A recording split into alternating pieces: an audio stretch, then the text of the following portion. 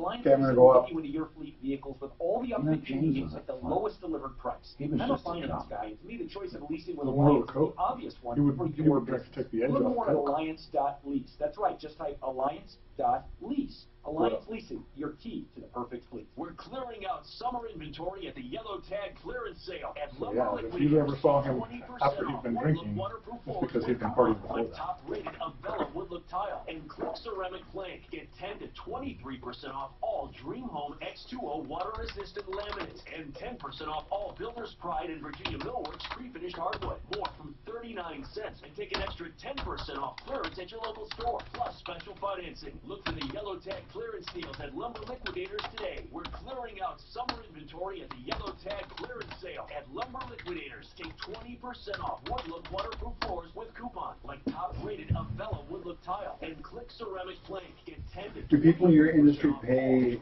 sign bonuses or anything to? That's pretty rare. Some people are, because for mechanics, for good, some dealers are for good mechanics. ASE, master mechanics. The Troubleshooter Show. Some of the larger companies who do nothing but large production will commonly do that. Hi, Tom Martino here. Welcome to the show.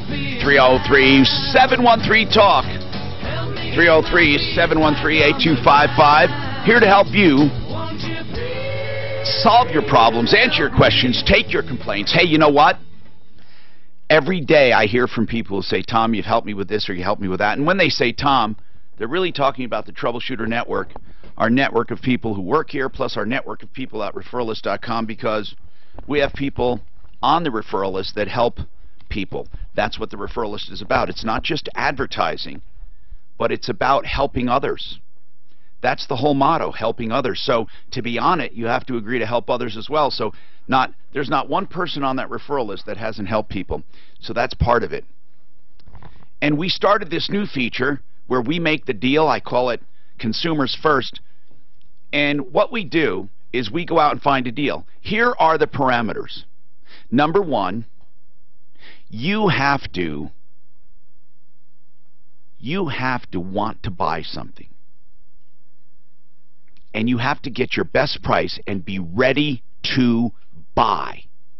Not just shopping or kicking tires or thinking about it, but you have to actually be ready to buy. And then we'll find a better deal, or we'll try to find a better deal. Yesterday we did it. We had a guy on that we did it for, saved him $200 and got him a better oven. It was the same make and model, but better features. He was so blown away he couldn't believe it. So if there's anything you want to buy, you call us with your best price. Go out and get your best price, no matter what it is, no matter what you want to buy. But you got to be ready to buy, because when we get a lower price, you got to buy it. Right? I mean, why wouldn't you? If you're ready to buy at one price, why wouldn't you be ready to buy cheaper, right? So let's keep going. 303-713-TALK. We handle a lot of controversial things as well. And a guy called in yesterday, and he said, I was kicked out of Denver Rescue Mission. Now, I doubt that Denver Rescue Mission looks for reasons to kick people out. I doubt it.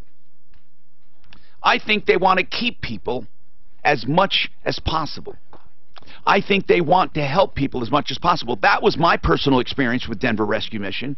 If anything, they don't look for reasons to kick you out. They look for reasons to help you. But in this particular case, the guy said, I was told that I didn't pass my drug test. And I know that's not true.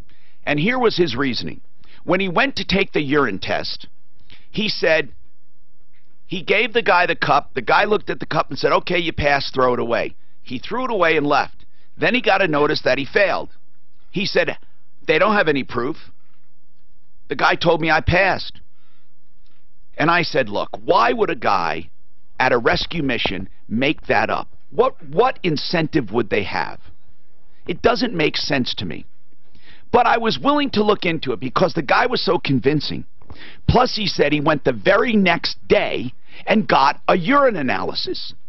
And the urine analysis showed he was not high. Oh, no, 2 days later he went. He went to Denver Health and Hospitals. So let's think about this. The day they took it at Denver Rescue Mission, they notified him he failed. He said, no, I did not fail. So then Mark and I started probing, because whenever anyone calls us, we investigate. And he did admit that a month earlier, a similar thing happened. He was asked to take a drug test in the evening. He said he was too tired. They let him sleep. The next day, the next afternoon, they took it. And he was supposed to take it that night. That's right. And he didn't. So this was the second month in a row he had a story about the drug test. Now, we're not using this guy's full name. That's why we can talk about it. Plus, he gave us permission to talk about it. So I thought it would be nice to get somebody on from Denver Rescue Mission to talk about it. So let's do that. Stacy is with Denver Rescue Mission. Before we begin, I'm not saying I'm biased, but I appreciate Denver Rescue Mission and the work that you do. It is thankless, and I'm telling you, I am so happy there are people like the Denver Rescue Mission doing this. That's the first thing I want to say. Now, thanks, Tom, for having me on. I really appreciate that. Let's talk about drug testing and how you do it and what's going on. Sure. So drug testing is an important part of our programs. A lot of folks don't realize, actually, the Denver Rescue Mission, we do have a shelter downtown and a community center, which is a day center for those seeking shelter and meals. But we also run 2 different programs that are more long-term, one of which is our STAR program at the Crossing, and then we also have what's called a New Life program, which is long-term rehabilitation. So the gentleman who called in about the drug test and dismissal from our program was part of our STAR program. It's transitional living. Folks can live with us up to 2 years. And as part of their our policies and handbook, which is they do have to sign and review very closely with their case manager at the very beginning, is that drug testing is very strict here. We have a community of, we have close to 300 people actually living with us at the Crossing at the moment, and a lot of those are families with small children. So we adhere to, pretty strict policy in terms of, if there's any positive urinary analysis or breathalyzer tests that come back. Okay, so this gentleman, Russell, he took a test and failed, they claimed, and he claimed he did not fail, and then he said he went a couple days later and got a test, and it showed he was clean. Tell me, Stacy, did the fact that the month earlier he delayed the test also play into this? It did not. That is, so everything that we do is recorded very diligently. Our staff go through pretty in-depth training when it comes to conducting these tests, and actually the strips we use are 99.9% accurate. In terms of what happened the month prior, he did miss one of the drug tests, which actually is, a pretty big deal. He had to sit down with his case manager and talk through that, and that's definitely something that we take very seriously. We just want to make sure we're maintaining a sober living community. It's just for the importance and safety of everyone there. So in terms of how that played into this time around, it did not. We honestly just stick to the facts. As I mentioned, everything is documented. Well, he said there was he was concerned because he said, the guy said, no problem, and throw the cup away. And did you talk to the guy that took the test? Did he actually tell him that? Sure. So no, we don't have any record of that. What we have states that the drug test was administered on September 21st, and our staff actually stay in the restroom with them. That is per best practices, per guidelines. Good. And then if there is a positive result in their urinary analysis or their breathalyzer, that is then also taken up with our lead staff at the Crossing. Because absolutely our goal is to see everyone succeed. We absolutely do not want to see anyone leave. That's not our intention. We don't want to see anyone having to be kicked out. But, of course, it's important for us to be very consistent with these guidelines. So, I know. No, otherwise, what validity does it have, or what teeth if you just let people skip? Does the person that administers the drug test actually discuss the results at all, or that's done the next day? It was done actually the next day that the staff reviewed, further staff members reviewed the results on September 22nd. And then by 5 p.m. on September 22nd, a vacate notice, this is all part of our kind of policy, a vacate notice was posted on his, within his room actually, and they have within 24 hours to have to leave the premises. Wow, that's pretty strict. Wow. It is. We take it very seriously. As I mentioned, we don't want to see anyone leave, but it's so important, just the community that we have here with a lot of families living on site. We also have men who are struggling with, kind of drug and alcohol addictions, and to create that safe, sober living space is very, very important for us at the mission. So in this particular case, he did fail, and that's why you asked him to leave. Yes, it's pretty clear for us. Okay. That's exactly. And in terms of the test itself, there is a control line on every strip. These are kind of, top of the line, testing materials that we use. As I mentioned, we train all of our staff, and the control line was visible on his strip, so it was an accurate test, and we know that for sure. And so we know for sure that it had a positive result at the 99.9% accuracy rate. Okay, well, thank you very much. Anyway, is there anything you'd like to say? I mean, I'm done. Do you need anything right now? Well, the mission is, as I just want to mention again that we're glad to see when anyone leaves, and our programs are built to kind of bring people, get people back on their feet. We offer GED help with anyone seeking to get their GED. We offer education, different tutoring and mentoring. How do you raise money? Yeah, that's what I was going to ask. How do you raise money? So we're always in need of monetary donations, but also any gifting kind donations. With the winter months and cold weather coming up, we absolutely need non-perishable food items, clothing, furniture. We have a large warehouse where we're actually able to kind of give those back out to people in our programs and to people in need across Denver. DenverRescueMission.org. Is that it? That's correct. Great organization. Yeah, DenverRescueMission.org. So I'm glad that you're there, Stacy, because we often get calls from people down on their luck. They're just totally gone, and they don't know where to start. They just don't know where to start.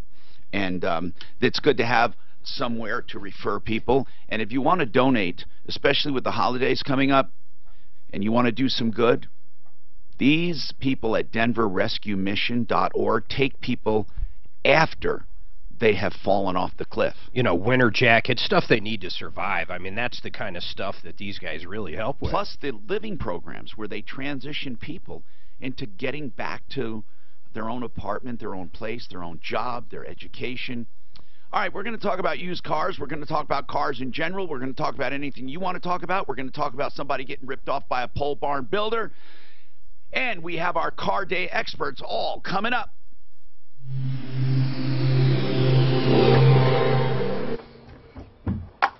What's up, Jeff? Another day in paradise, man. Yeah? Yep, all rainbows and unicorns out there. Jeff's truck was wrecked. It's a beautiful truck. Your new truck? Yep, Bambi decided to try to hitch a ride this morning.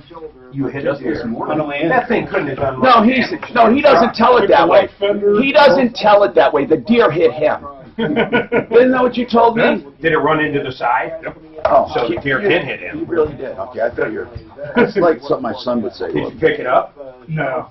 Yeah, It went underneath the my truck. sister's head hit my Little mouth. babies are everywhere now.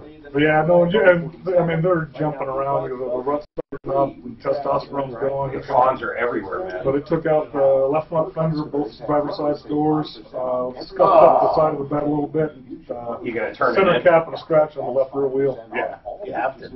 Yeah, That's a brand new truck. That's $2,000. the door's going to have to be replaced. Fender's going to be replaced. The rear door, they might be able to just skin it. I had, about this time last year, I had to put my brakes on quick. Mother was in the road, okay, on Russellville. One baby followed the mother across. I'm ready to move again, and right in the rear view, or right in the side view, I see another little baby, tiny little thing, this big, ran right into the side. No damage at all, it was so tiny. But the stupid thing literally just ran right in while I was parked to the car because it was freaked out its mother. He couldn't see the mother or she.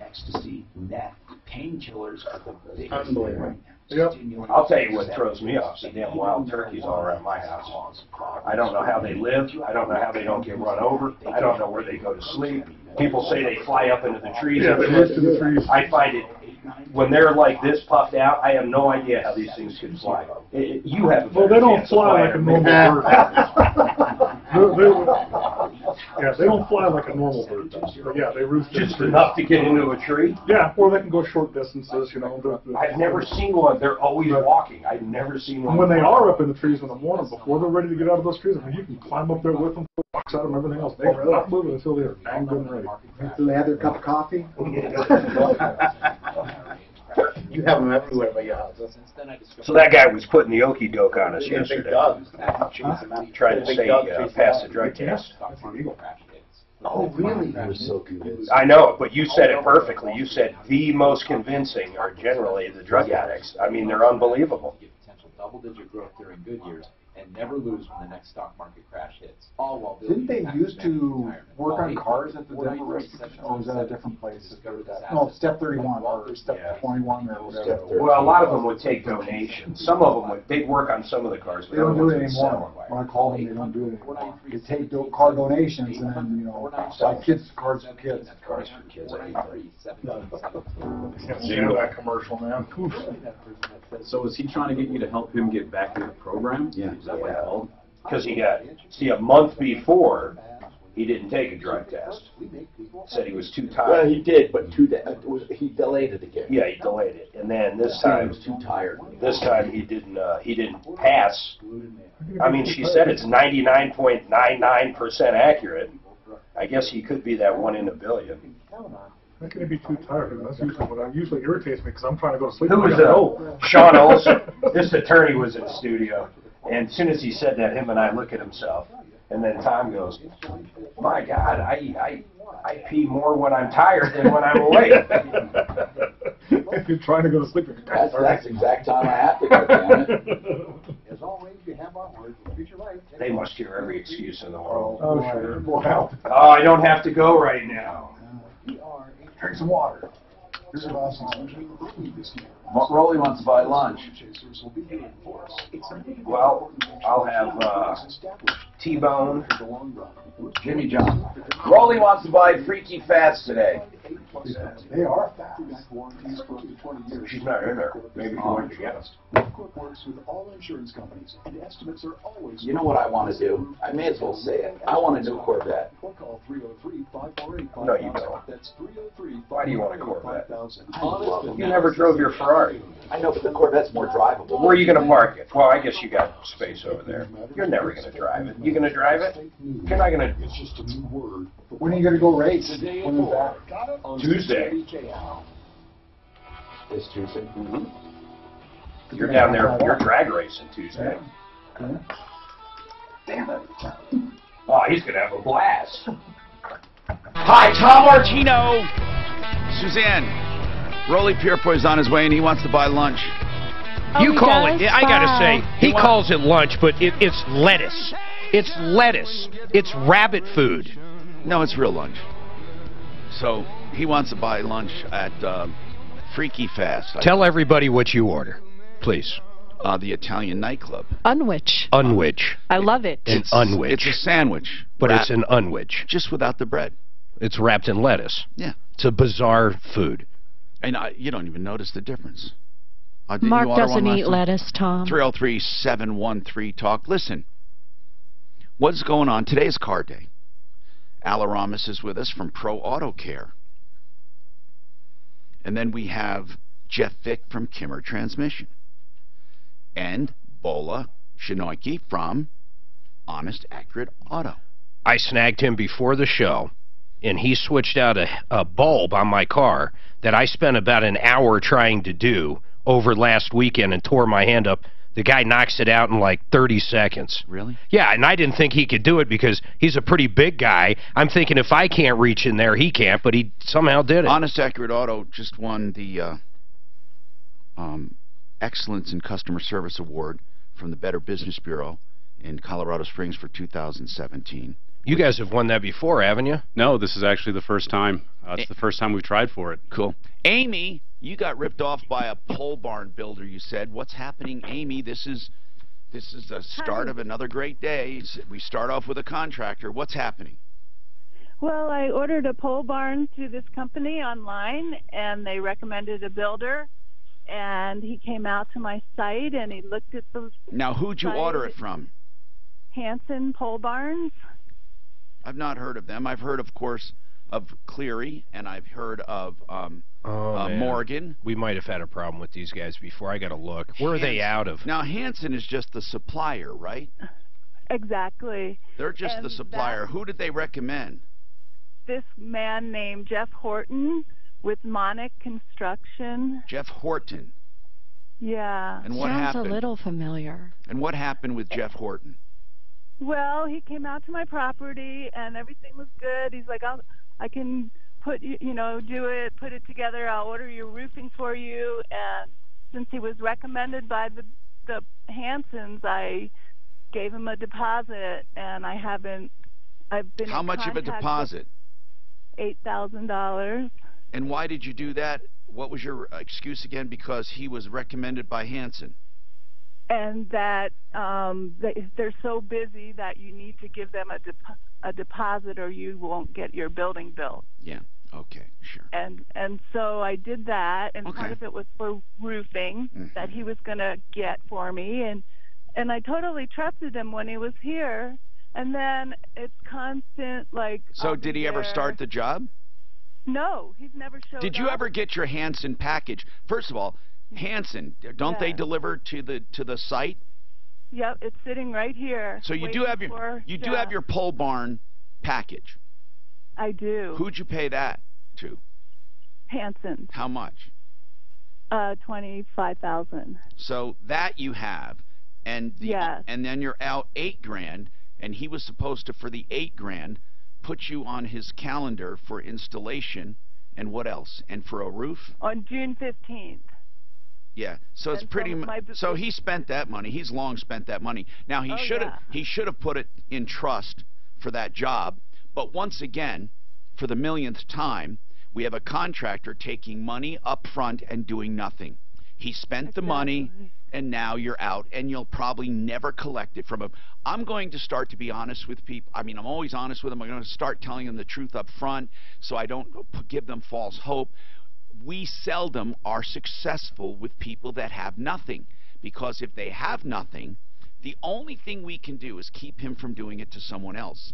But we almost never can get money back because they've already spent it. She might be able to get a judgment for $7,500 in small claims court, though, on this guy. Right, that's right. And then we pursue him. If you can find him. Right, that's the other thing. And what's this company, Hanson, recommending some bum that's taking the money and running? I think we should call Hanson and ask them. What did Hanson say about that?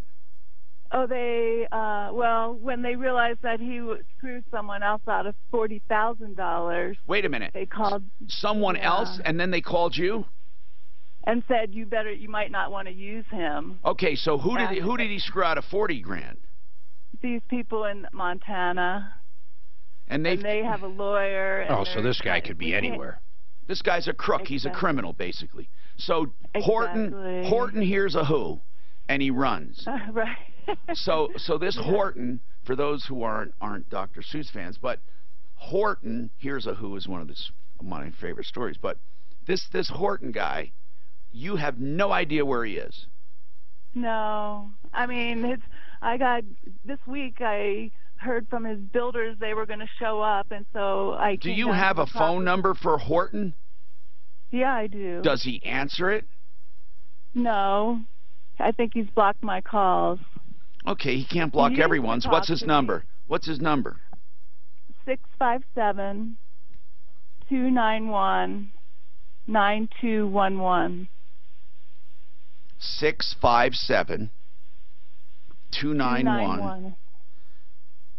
657-291-9211. Yes. Okay. And that's his cell phone? Yes. His burner, probably.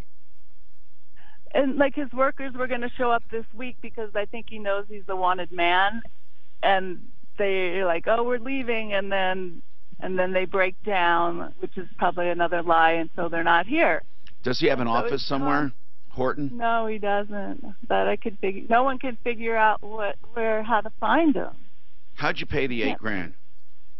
Transfer. An ACH. Bank. Yeah. Okay, hold on. So I have his bank account number. No. Well, you need to put. Listen, I'm going to tell you what I would do. I'm not telling you what to do. Okay. I would go and I would do an ACH transfer from his bank account for $8,000. There's not going to be any money in there. I'd try it. You don't think there's money in it? No, I would be surprised if he still had that account. I would get someone to run an electronic transfer out of his account for $8,000 and dare him to come after me. This guy sounds like, a real thief. Like he planned this. But she has his number. Maybe, does he have money in it? He may. He may, Mark. He may. But don't you, when you transfer money, doesn't the bank call you and say... Nope. That's the big fallacy. With an ACH and an account number, with a routing number and an account number, you can draw out of anyone's account. Anyone. Really? Yeah. You can draw out of anyone's account. And here's the deal. It's illegal if you do it illegally. If you do it without authorization, it's illegal. However, no one that I ever heard of has ever been prosecuted once. Ever. And I would make the argument that he stole from you and you're taking your money back. But I'm not telling you what to do. I'm just telling you that if he has money in that bank and it was me, he wouldn't have any money in the bank anymore. Because I'd keep drafting less and less until I found the magic number, and I'd clean out his account, and then I would dare him to come after me. I would dare him. That's what I would do. Because that's how you have to deal with crooks. Or, if I knew a crook ripped me off, I'd steal something from him. If I knew where he was, I would steal something equal to what he ripped me off for. That's what I would do, because I am sick and tired of liars and cheaters and thieves. I'm sick and tired of them. And I believe in an eye for an eye and a tooth for a tooth. That's what I believe in. I believe if you rip me off, I can rip you off, and I can get whole again. That's what I believe. Now, I wouldn't do it if you didn't rip me off. But if you hurt me and the law won't help me, I'll help myself. Now, I won't hurt you physically, but I will take what's mine. 303-713-TALK, 713-8255. And there are ways to do it. You have his bank account number. Now, listen, I'll tell you what. I would dare that guy to come after me. Because, first of all, I have never, ever heard of anyone being prosecuted. Second of all, they have to have a victim. Do you think this guy's going to go to the police and complain about it? You think he's going to complain to the bank that somebody took the money that he stole from you? His number is 657-291-9211. Just try that number. See if it's working, Suzanne. 657-291-9211. Let's get a hold of this crook. And then we should, Hanson Pole Barns, I think, they're taking a big chance doing this, making a direct recommendation for one of their products. I'd like to see what they have to say. Maybe we should reach out to them. We should reach out to Hanson, but Suzanne, Hanson has at least $8,000 in profit in that job. Maybe they ought to give that money back to her, since they recommended Jeff directly. And then let's try Horton's phone number, 657-291-9211. From a legal standpoint, would they have anything there, you think, though? No. When they recommend? No. If you recommend somebody, unless you make guarantees, technically you don't. But these people, I would say, it depends on how they recommend it. It depends. It really depends. But this is one, see, this is one product. They're not recommending a number of people for a number of products. They're recommending these people for installation of their product. Right. 303-713-TALK. 713-8255. Okay, we want to talk cars too. Katie wants to talk about the Sharpest Ride, a follow-up that she has. And we will do that coming up. I want to tell you about approval reverse mortgages. If you need a reverse mortgage, it's possible it could get you out of a jam if you're 62 or older and you have equity. It's possible it'll get you out of a jam, but it's also possible it could get you into a jam if you need that equity later on to leave to a child. It can eat up equity. You know, there are times, though, it's an excellent tool for a line of credit, a lump sum of money that you don't pay back. It accrues against your home. For some people, it's been a great retirement tool. But Joan Sullivan is the one I trust to give you the truth on it. 303-771-3528. 303-771-3528. ApprovalReverse.com.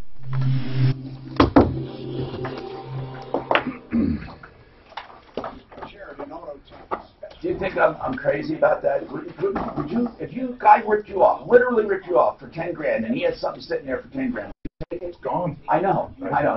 Would you? I've done it.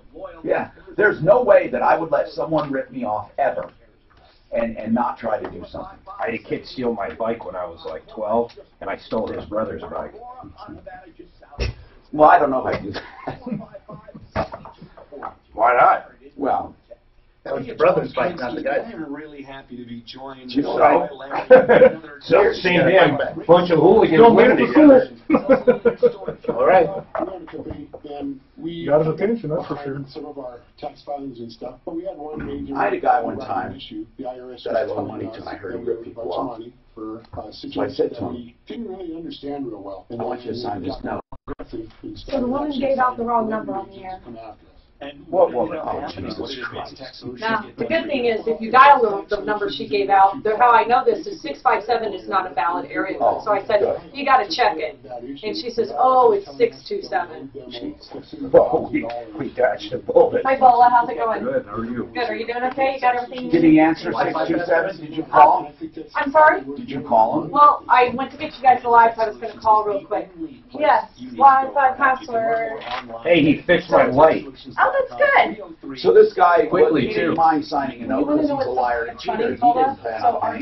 You know, he was unsecure, he thought. And but when we he signed that on note, a trip. She said she has a permit, and right? it was a, we went on a trip quick to claim a road deed trip to Vegas to in his June. house, and I We took did, Mark it. and I went, right? Bam. And so my Well, daughter says, wait what'd a you minute, take? I missed that his house. thinking sounds I so took it, and wrong. he said, There's, you I learned that in Amsterdam. So this is how we figure out he's got a problem. Anyway, so this is a zero, and don't forget the explanation, okay? Okay, thank you. Wow. Hey, Al. Hey, how are you? Good, how are you? Good. Let's go. The experts say it's becoming more and more difficult to retire. So when it comes to your retirement, do you really know where you stand? Right now, I told you the story about the guy that ripped off my mom in a car deal. And I hid that pin in the, you know, in those days, now you can't do anything like that because of computers, you know, you can't short a car out. I mean, they'd find it in a second. You can still put sugar in a gas tank, though. Yeah, but I didn't want to ruin the car. I wanted him to think he had shit so I could have a friend buy it cheap. Wants to know your goals and dreams so that they can help put a comprehensive plan in place to help guide you there. Our advisors have the resources you need to help you. In those days, you know, if you couldn't sell a car, you'd sell for scrap. I mean, because they didn't have the time to troubleshoot stuff like that. Electrical problems used to scare the shit out of them. Can I send this report? Can I send it to you, Al? What's your email to get it to you? ALO@proauto1.com. ALO@proauto1.com. One of our estate sale experts came across this beat-up box of costume jewelry at a family home. Except one of the dirtiest pieces wasn't so costly. It actually turned out to be a rare 5-carat blue sapphire ring. Did anybody watch the game last night? Probably picked it up at a garage sale. This dude almost got killed, man. I heard about that. I saw it live. What happened? He jumps up to catch the ball, about 3 or 4 guys gets him when he comes down. So he's no longer going forward. They're kind of pushing him back. And his head is up against this one guy's helmet. So they're helmet to helmet. This other guy comes in like at 20 miles an hour and spears him. So his head is in between 2 helmets now. He went out like this. I'm telling you, I watched him. Oh my God, his mouthpiece flew up in the air and he dropped like a dead body. I mean, it was terrifying. I thought the guy might have died or his neck broke. But he laid there like unconscious for like 5 minutes. And then, after 15 minutes, they got him off the field and brought him directly to the hospital. I'm telling you, well, when they were bringing him off the field, he gave the thumbs up, which is a good sign. But later in the game, they said he could move all of his extremities. I thought the guy was, I'm telling you, I thought he was dead. I thought, or at least his spine broke or something. That's terrible. I didn't get to see it. Oh my God, it's unbelievable. Probably the most violent play I've watched live in football. Not a replay they show you, but actually watching it. It was shocking how hard he was hit. I went last night to go see the Steve McQueen movie. I don't know if you heard about it. Greg Lowry's dead. Yeah, what is it? Oh, it's about his life. It's a documentary about his life, an unseen story. Is it a documentary or is it a real drama? It was a religious film made of the fact where he found his salvation because he quit everything, and it talked about him getting cancer and accounts by people really close to him and recordings that had never been heard before. So, of him, it was real. Yeah, it only played one night in the whole nation. Last night. Where? At River Point Theater. I wish I would have known about it. Greg Lowry. I just found out about it. So Greg Lowry's the minister. It's good now. Hi, Tom Martino here. Welcome. 303-713-TALK. 303-713-8255. What a great day it is. Century RV is a vehicle, and it's car day today. And I just want you to know about Century RV because it's a place to buy new and used RVs, and they have a service department as well. A used selection of new and used RVs, a great service department. They have Keystone, Forest River, Dutchman, Heartland, Cougar, and more. And then, of course, of the used brands, there's no limit. Up at I-25 in the 119 turnoff north of Denver, that's the Longmont turnoff up there. It's the Colorado Highway 119 and I-25, 303-453-1111, 303-453-1111, CenturyRV.com. Excuse me. Okay, Katie, let's talk about Sharpest Ride. First and foremost, you're calling this a follow-up, so refresh my memory. What are we talking about here? Yes. So, hi. Basically, I'm calling because I'm upset with the Sharpest Rides. They sold me a vehicle that turns out had some pre-existing conditions. Now, did they know? I mean, did they cheat you, or did they just sell it to you? I want to be straight. I don't want to exaggerate. Did they? Do you think they purposely cheated you? I believe that they did know the condition the vehicle was in, and the reason why I believe that is because I happen to serve or have the car serviced at the same exact BMW dealership, and the gentleman there was very friendly and handed over a list of all the things. All right. So tell me, you believe they knew what was wrong. Tell me what was wrong with the car that you believe they knew. There's been a lot. There's engine problems. Well, you say they knew. What do you think they knew, and they purposely sold it to you and kept it from you and hid it from you? I need to know specifics. I don't know if they knew specifically what was wrong with it. Tell me what you bought. What was it? It's a BMW X5. BMW X5, and it's 2007. How many miles? There were approximately 87,000 on it. Okay. So, what is wrong with it right now? How much did you pay for it? $22,000. And what's wrong with it right now? It's smoking. And did you get it diagnosed from a reputable mechanic on the referral list at referrallist.com or someone else? No, I did. I took your advice and I called Norris and. Excellent. What did Norris say? Good. Now we don't have to send him. What did he say? Norris came back and he believes the vehicle is unsafe. Unsafe? Why? Because of the smoke coming out of the tailpipe. Well, that doesn't make it unsafe. I can't believe Norris would call it unsafe because of smoke. Did he say it was? Yeah, no, I mean, he said that the way that the engine was put back together was missing bolts and pieces. Put back together. Yeah, when the car broke down, I went through a warranty process. I purchased an extended warranty. You purchased an extended warranty with who? With the Sharpest Rides. How much did you pay for that? $2,700. And so when it broke down, they took it apart and fixed it, but Nora said they did a lousy job. Well, actually, it's a little bit more complicated than that, but... Well, then say it. Say it. Eventually, yes. So I went through the warranty process, which ended up being dragged out for 8 months. So I was without the vehicle for 8 months. Finally, after being told the warranty was going to cover it, I was told it was going to be denied, and then I was told by the owner of the Sharpest Rides that the vehicle was going to be covered by the warranty. But when I picked up the vehicle, I was told that actually it went under the mat, for lack of a better term.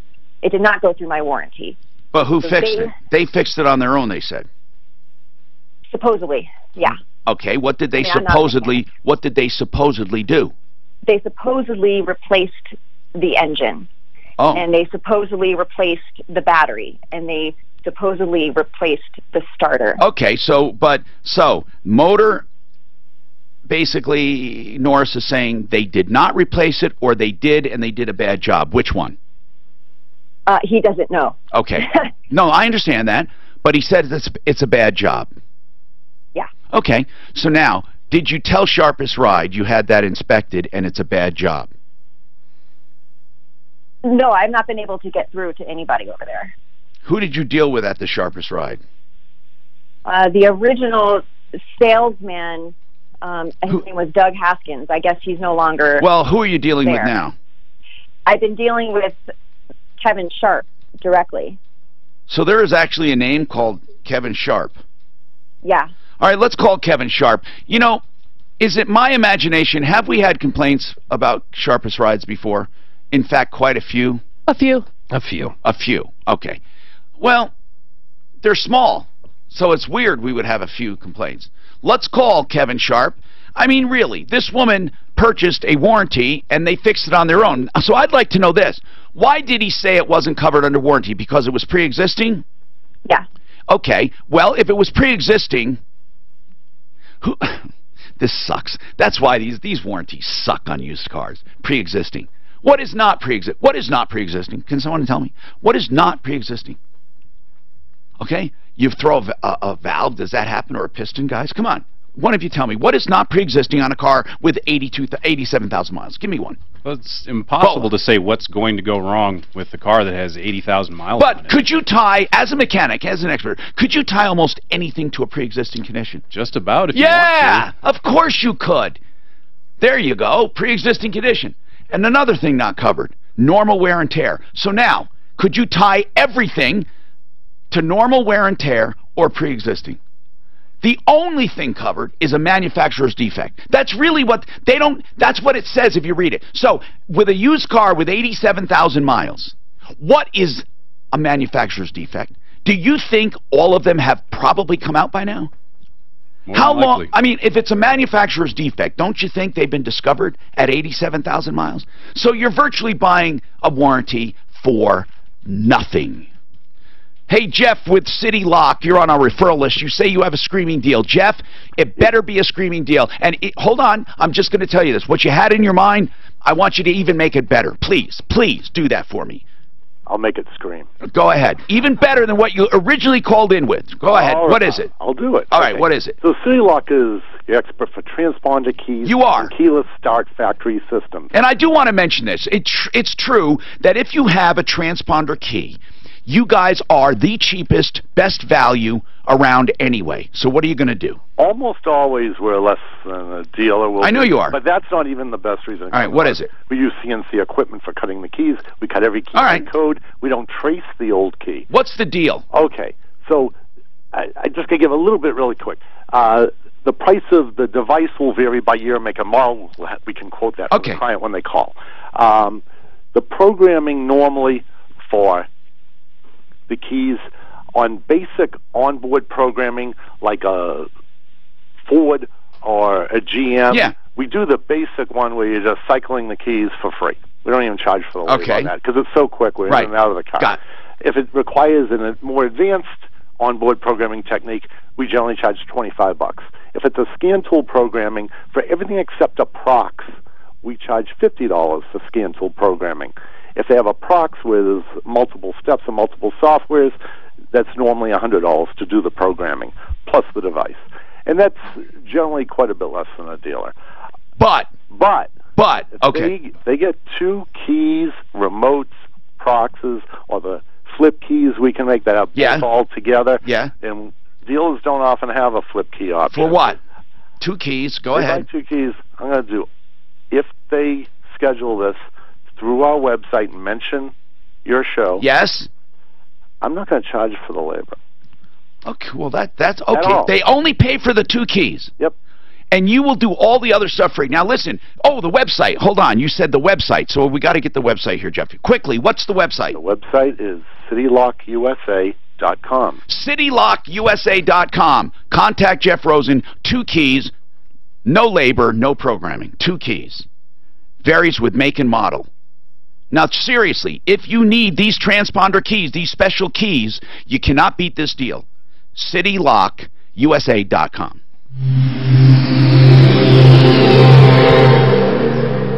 Do you have Norris's report? Safe because of the cracked windshield. He's saying not safe because the brakes are. I think the safe thing was the cracked glass. So that is electronic. Dan, would you be able to call Visible Sharpens? smoke.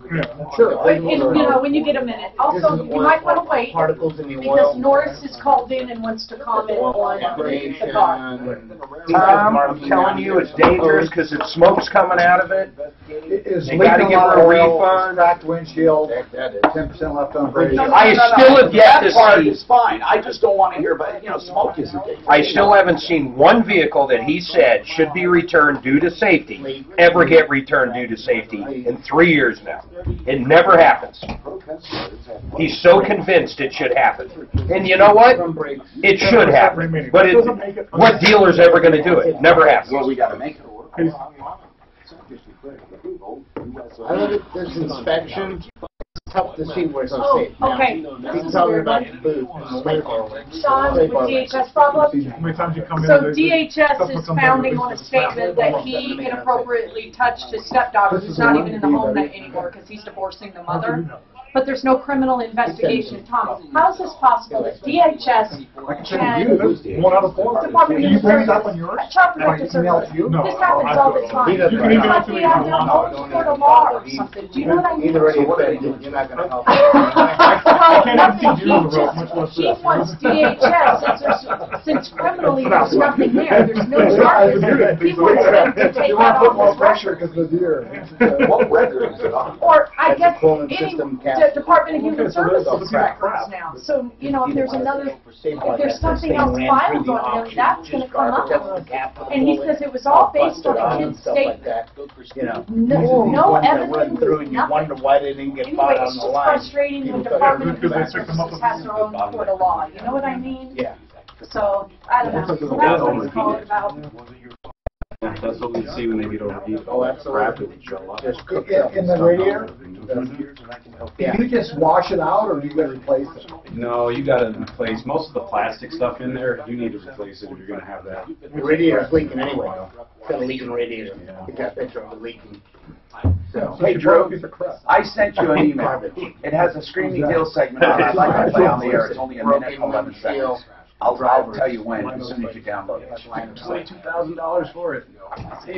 They've got the whole thing. How much you paid for it? I don't think 42. I think I didn't get that. We overpaid for the car to begin with. It's an 07. You shouldn't be able to join the military until you're at least 55. That's a really good thing. Yeah, listen, I got to tell you something. If you offer old Beamers or Mercedes, people won't buy them because they're closers. Yep. Closers buy them all the time. They want to have the look.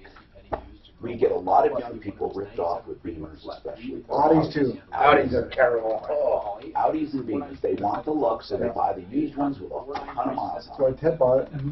And then when it comes to repairing them, they when you look, you look them over and you give So them you think a Corvette's a bad idea?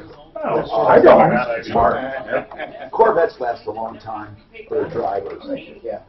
And make it a company car so everybody. I can't see you driving around with that little cockpit in a million years. I just can't see it. We're not that. You're not the sport. I've known you 20 plus years. Honest to God, you're not the sports car type guy. You're just not. What's your daily driver? Oh, I had a Traverse, now I have an Equinox. Like downsized. And then when he wants to, when he really wants to cruise, he's got a nice Mercedes. Yeah. I have a big sedan I never use. A big S550 I never use. Rolly! Big difference between that and the Corvette. S550 is loaded to the gills. Oh, yeah, the full Nobody was here until all of a sudden he starts talking about food. Because you want to drive a big one. I came to see you. Well, thank you. You're rolling. I don't use it. I'm going to get another mic. I use the Equinox. We need another. I'll get you. I actually like driving that better. Because it's smaller. It's a nice vehicle. I like it better than the Traverse, believe it or not. It's a nice vehicle. Your Traverse was big. I always wondered. I love the Avalanche. I wish they made a small, like an Avalanche. Like the Colorado. About the size of the Colorado. Or the Honda. The Colorado is small no more. Best truck ever. Everybody makes fun of me for driving it. Probably lasted for a minute. Yeah, 06, 160,000 miles, put nothing into it. Little six-cylinder, three-cylinder. Did you guys walk in? As long as you can deal with people making fun of you. I don't know why they make fun of you. I guess it is weird a Honda pickup. It's a little unibody, not a truck kind of thing. Yeah, I know, but I love you. Oh, sorry. Did you know? Oh, sorry, I'm back on. Hi, I'm Tom Martino, your troubleshooter, 303-713-TALK. Listen to that screaming deal for those 2 free transponder keys. I mean, not free. You just buy the keys and the free labor on all the programming and everything. That is wonderful. They normally charge for that, and dealers charge for that, okay? That is citylockusa.com. All right? Now, Norris wants to comment on that car he inspected for us. Katie bought at the Sharpest Rides, whatever, owned by Kevin Sharp, this overpriced BMW X5 for $22,000, a 2007, 87,000 miles. We should call it the Sharpest Priciest Rides, basically. But in any case, she bought a warranty which did not cover her, I guess because it was pre-existing. And again, that's why I hate warranties for used cars, because they don't cover normal wear and tear, and they don't cover pre-existing conditions, which probably are 99% of all problems. Norris, hey, Norris is with SOS Inspections. He's on my referral list, and he's somebody you should call if you ever want to buy a car and want a pre-purchase exam, or you have a single diagnosis or you want to find something. They are mobile. But Norris, I got to ask a quick question. I asked these guys here, with a car with 87,000 miles on it, a vehicle, and you buy a warranty that does not cover pre-existing conditions nor normal wear and tear, what else is left on an 87,000 mile car? I mean, don't you think that that warranty is pretty useless? Oh yeah, definitely warranties are useless. I mean, on that case, when you buy a car where it doesn't cover normal wear and tear or any previous condition, then what are you buying? You know, most manufacturers' defects are going to manifest. How long, Rolly? But just like I've always said, when you're buying that warranty, you should be covered or be concerned of what is not covered, or don't buy it. No, I understand that. That's all there is to it. Because there is a lot of things, and I can't. You're talking about new cars. You're not talking about used cars. I'm talking about used cars too. Let's get Charles on the phone. Do you like used car warranties? Yeah, I've seen them save people's bacon a lot of times. But Rolly, whether you get internal into motors and transmissions, differentials, things like that can break the unless they're previous, some of the electrical items. Unless it's a previous condition or normal wear and tear. Some of that, as far as previous existing, some of that's going to be pretty hard to prove. But what do you do when they turn it down? A bearing goes. I mean, it's hard. I know, but I've seen warranty companies say your bearing went. how can you prove lack of oil? How can you prove it was maintained properly? You don't have service records, and they say it's a previous condition. No, I think on a lot of these self-insured warranties and things, service contracts, you're never going to have a leg up on those guys. I'm just Never. not, look, and I know we have fundamental disagreements. We can split hairs on the, first of all, on a new car, again, it's concurrent with the manufacturer's. Why would you buy it? I don't know. I would buy it at the end. I said this to Rolly. Rolly, that Equinox at the end, if I want to keep it, and I probably do. I love cars. I don't get rid of them often. So if I want to keep it, at the end, GM's going to write me a letter, just like they did with the Traverse, saying, do you want to extend your warranty? That's the time to do it! You're at the end of your warranty. I mean, that's the time to do it, is when you're expired. Then you truly do get it extended. When you buy a 5-year warranty together with a 3-year warranty from the factory, no matter what you say, those first 3 years... You factor in losses and accidents and having to replace a car and everything else. I don't like any of it. I ran out of Norris's time, but Norris, is that... I'm going to bring you back, but I wanted to ask you something. Is that car unsafe, in a word? Yes. Okay. That's good. I want you to elaborate if you can. We can call you back if you need us to. Rolly Purifoy just joined us, along with Honest Accurate Auto. We also have Jeff Vick, Kimmer Transmission, and Pro Auto Care. Please listen to it. You're an unwitch Italian nightclub. Italian nightclub. What would you like? She was a stewardess for years. What we did last week without the Italian nightclub. That's right. So you want? I think if I was a woman, I'd rather. And the same sandwich. Did they do lettuce wrap instead? She was a flight. I don't know what it is. Was she a waiter? How come an actor? How come there's no longer actresses or actors? I'll look and see it. Where are they going? Actors. I'm going to get a vendor, so we have. Oh, you noticed. Right off the You truly are a friend. Nobody noticed. I've noticed it. No one noticed I should. Noticed it right away. When I first did it. I noticed right away. What are you going to have? I noticed a little slep look. I was with him. I was with him for 5 hours. I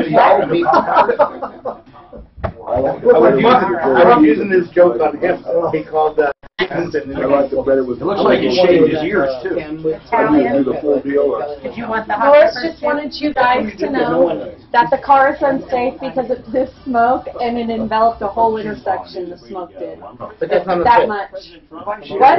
That's unsafe to everybody, except for her.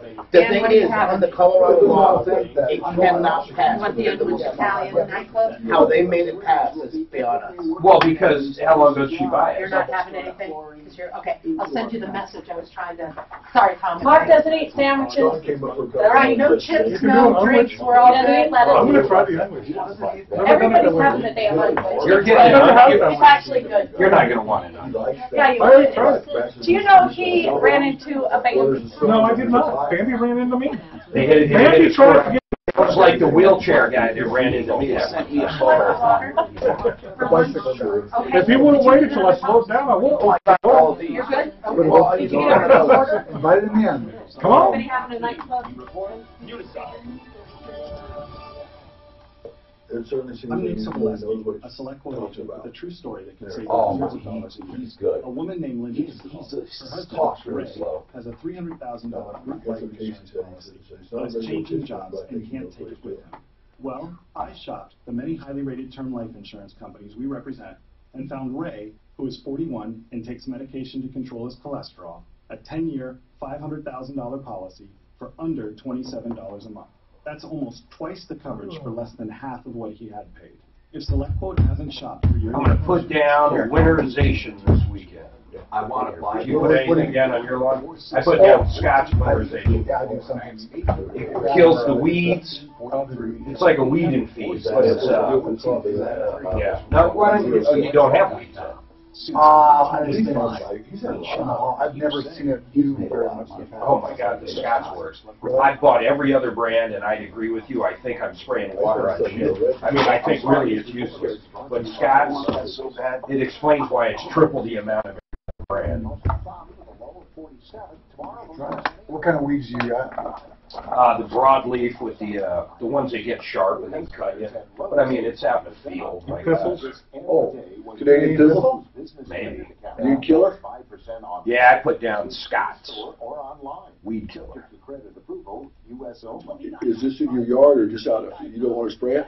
No, well, in the yard that's groomed, I spray. In the field or the pasture, I put down, I pull my, I use a tractor and put down this like weed and feed stuff. It's not a spray. It would cost man, it would take me a month to spray the pasture. It would kill me. Yeah, but that's a lot It would cost so much money. Well, the spraying's can't be cheap. No, the spraying's not too bad. Well, you just get a little... And I don't do everywhere. I mean, I just do where there's, real grass. You rent a small broom, spray and pour behind the mower. Yeah. And if you need some killer, I got plenty of it. Oh, you do? I was just given... What is it, though? It's like... Mark it's Zelinka, our bin guy that he helps us out. Yeah. But I've got... You can't But it's just a weed killer, right? Sharpest Drive. Or is it in every... It'll kill Rob, and he's a pretty fair guy. Yeah, I might take you up on that. But I've got probably... Well, you said you were going to call Sharpest Drive. Should I just let her No, know for you to call where later? the hell did you get that? I thought you said Wade Jerry comes on and talks about it. Jerry, my Yeah, son's he's manager's coming wife on. works You for a just let him chemical know. So company. do you want to call And later? they're Or do you want to call? you doing this You want to wait till you part get your of stuff weed lit killers up? and Or? everything. They had this all... No, I What's it in? Do you have the info? Do I need to get it for you? I'm just lost on this whole EPA they moved it over to our place. She's still on, right? Yeah, I have the whole I might take you up on that, man. Well, see, it's a concentrate. Yeah, you add water and then put it in one of those sprayers. Can you get Chuck's right number? 3 gallon Yeah, I'll do that for you. cans, Yeah, I'll do that, yeah. pump them up and then mix it the way they say to mix it. Yeah, and spray it. 300 gallons, my God, man, they filled you up. Yeah, well, that's... Income to last your lifetime. Call today for your complimentary, no obligation visit and see how to get started with your own retirement. I put some ground killer down. Oh my God, man. I'm telling you, 3 days later, there was nothing alive in that area. It worked better than I ever imagined. Boy, if you accidentally, I'll tell you, if you put that stuff on someone's lawn, you'd wipe them out. I just toss it out there. Oh my God, that stuff is unbelievable. I don't think you could wash it away either. I think, like, within an hour, everything's dead. They make a product that same company called Arsenal. It's that same granular ground. It's a 3-year kill. Just kills. Because everything. that's a smart financial move. Even kill rocks. For my friends at Alliance Lease. We need to put that on the Raiders' grass there. And have been doing just that for Colorado businesses. Did you watch that guy get hit last night, man? I just heard about it. I didn't see it. Oh, it was brutal. That guy should be kicked out of football. He could have killed that guy. And it looks like it was absolutely, like, targeting. Learn more at Alliance. I'll be shocked if he's playing next week. Which guy? Both of them? The guy that hit him. Well, the guy that got hit, I doubt he'll be playing. I mean, he might be. So didn't break his neck, did he? No, all his extremities, but it knocked him out. I mean, I watched it live. He, like, got hit and dropped like he got killed. It was horrible. He was out cold for probably 5 minutes. God, that's a brutal sport. I can't even imagine that sport when it was leather helmets. Oh, yeah. But I think they tackle different. Yeah, you're probably right. Tom Martino, the Troubleshooter. Help me if you can, I'm feeling down. And I do. Hi, Tom Martino here. Welcome to the show. 303-713-TALK, 303-713-8255. What's happening in your life and how can we help you? That's what I ask every single day. This hour brought to you by Rockies, 63rd and Federal.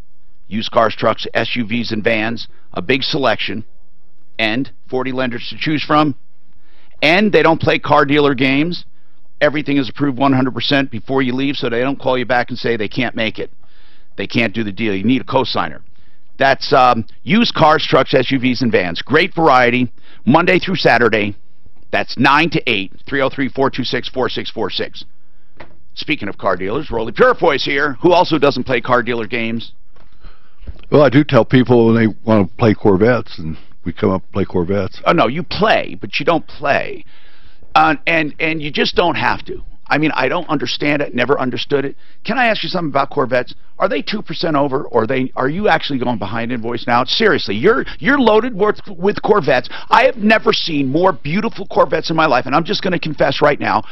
Mark says I shouldn't get one. I am lusting after this one Corvette, and if I mention it on there, it will be sold. Here's why. And I don't care if it is. I hope it is. I want to get it, but I can't. I mean, I can and I can't, but you don't think I belong in one, right? It's not that. I watched you have a different sports car. I never saw you drive it. I know. All you drive is your Traverse or your new one. That's what you drive. I love them. Because I've never been into cars, but Rolly will tell you from years ago, Corvettes have always had a special place in my heart. Remember years ago I used to take a Corvette every now and then? Oh, yeah. I just love them. This is the latest model is the best ever. But if there's any Corvette lovers out there, I know you think you want a Z06 because it's got 600 horsepower, right? 650. 650. That's insane. And the regular one has what, 450? 460. 460, okay. So I'm off on each, but 6-something and 5-something, right? Or 4-something. You will never notice the difference unless you go to a track. You'll never, ever, ever, ever, ever, ever, ever notice it. On takeoff, it's going to be the same. If not, the lower horsepower might get you off faster. I'm just saying that. Am I telling the truth? You love driving, Al. You won't notice. Would 98% of the drivers, 99%, know the difference between 460 horsepower or whatever to 600 something? Yeah, you'll know it. Oh, come on. Absolutely, you'll know it. You think most drivers would know that, notice the difference. They're driving around, and they'll say, hold on, and they'll say, oh my God, I wish I had that extra 200 horsepower. Give me a break. Absolutely. That's a lot of extra horsepower. I'm telling you, especially Rolly, people don't drive around like that. I'm asking if they actually would notice it and use it. If you would drive it normal, you wouldn't. But if you stopped at a light and you mashed that pedal to the floor, you're going to feel it. Okay. Rolly? Well, a lot of the horsepower and the excessive amount of torque that they generate, it turns into tire burning cars is what it turns into, and they're hard to hook up. But you take a Z06 like in third gear, 80 mile an hour, you can break the car loose. You're not going to notice it off the line, Al. You're just not going to notice it. But what I'm saying is the extra 200. What I'm saying is, do you think the average driver, I'm talking 98% of the drivers, would literally ever get to a point where they notice they don't have the extra 200 horsepower? What, they're at 198 and they want to go to 110? Seriously. I think it's off the line, though, is where the big difference. Where's the difference? There is no difference off the line. The off-the-line part is where the problem is because they build so much torque they can't hook up. It is not. That's what I'm saying. You don't get off the line faster. But on a quarter mile, would you notice on a quarter? Probably, right? Quarter mile, yeah, absolutely. Oh, absolutely you would. Hooking up, mind you, all your listeners may not even know, it's traction. It's the ability for the tire to put the power to the right, and they don't have launch. Well, okay, I mean, if they had slicks on it, you'd notice the difference, right? It has traction control, though. You know, and these are all right around. I'm talking about normal drivers, guys. That's all I'm talking about. These are all around 3-second 0 to 60 cars, 2.9 in Z06 and like 3.1 in a 460 horsepower. So driving around, what I'm saying is, when would we ever get to a point with a Corvette that we love? Let's say we love Corvettes, the way they look, the way they drive. When would we ever get to a point where we're thinking, oh my God, I don't have that extra 200 horsepower and I need it? I mean, that's what I'm getting at. When I say at Vandermeer, when a Viper pulls up next to you. Okay. I mean, that's honestly, let's just talk. Okay, maybe. I drag race for years. But how many are you telling me that there are that many people out there that care about that? No, they don't. Well, no, but you're turning it to say if most people care. You're going to put two side-by-side Corvettes, a Z06 and a Standard. You're going to jump in a car and drive it. You will notice a difference. Now, do you need it? No, you're talking about needing. Well, no, what I'm saying is they would notice it. But driving around and using the car, they would not notice it. They would only notice it racing. 60 feet out, it's going to be over with the Z06. But the 460 horse Standard Corvette, a high percentage of the people that buy these cars they'll never reach the limit of the car. Here's the point I'm making. Okay, the only point I'm making between the 650 and the 460. One of the other things that the 650 has is a wider body. Okay? Okay, now, here's the secret. And people who love Corvettes, but especially those among us who want the look, but we don't want to spend the extra money, there's a secret they don't know, and that is you can get a 460 with the wider body. Grand Sport. But it's rare. It's the Grand Sport. Grand Sport. Now, if you get the Grand Sport in the 460, you're going to have something that looks exactly like a Z06. And that's what I'm saying. Nobody, Yes. and it's still the most beautiful car. The interiors are the same. Everything's the same. It's a little wider, but it looks exactly like a Z06. It all goes back to one thing. And you save, you save a ton of cash. But Tom, you know I'm he's here. got one. He's got one up there right now. You know I'm here to disagree with you. And what year is the one you have? They're all 17s and 18s. That with the Grand Sport I was looking at, the red one. That's 17. That's a 17. Now listen, right now, I'm just telling people because that car looks exactly like a Z06. You will save thousands and thousands of tons dollars. of money. Plus, he's even going behind on that one. Well, yeah, we're at invoice or back of invoice. Yeah. Now, so if anybody's looking for a car and you want your friends to think you have a Z06, because like I said, you will never notice, you will never care about the extra 200 unless you race it. You won't care. I encourage you to buy it. I encourage you to buy it. I can't. I think a guy that worked for us quite some time ago said it best. He said, really, and this was when we were building a lot of cars and everything, it's not how you feel, it's how you look. I like that. Listen, I need to get to the phones. And is this Tanya? Yes. Okay, I'm sorry. You have a problem with CenturyLink, and this is such a common thing. CenturyLink, they lied to you, right? That's right. God, how do they get away with lying? What did they tell you? They told you were going to get one price, and it's really another? Tell me your problem. Well, when I signed the contract with them, yes. They gave me the price, like monthly payment, like this much. Yes. And then when I received the billing, Mark, I see triple higher than. Do you hear this? They lie. They just lie. Well, they're outright liars. There's no doubt. We have that on tape. They're outright liars. But the first bill always is higher with any of these guys. Is it just the first bill or all your bills? They set off the bill. You know, the first one a little bit higher, and then later on will be 120 per month.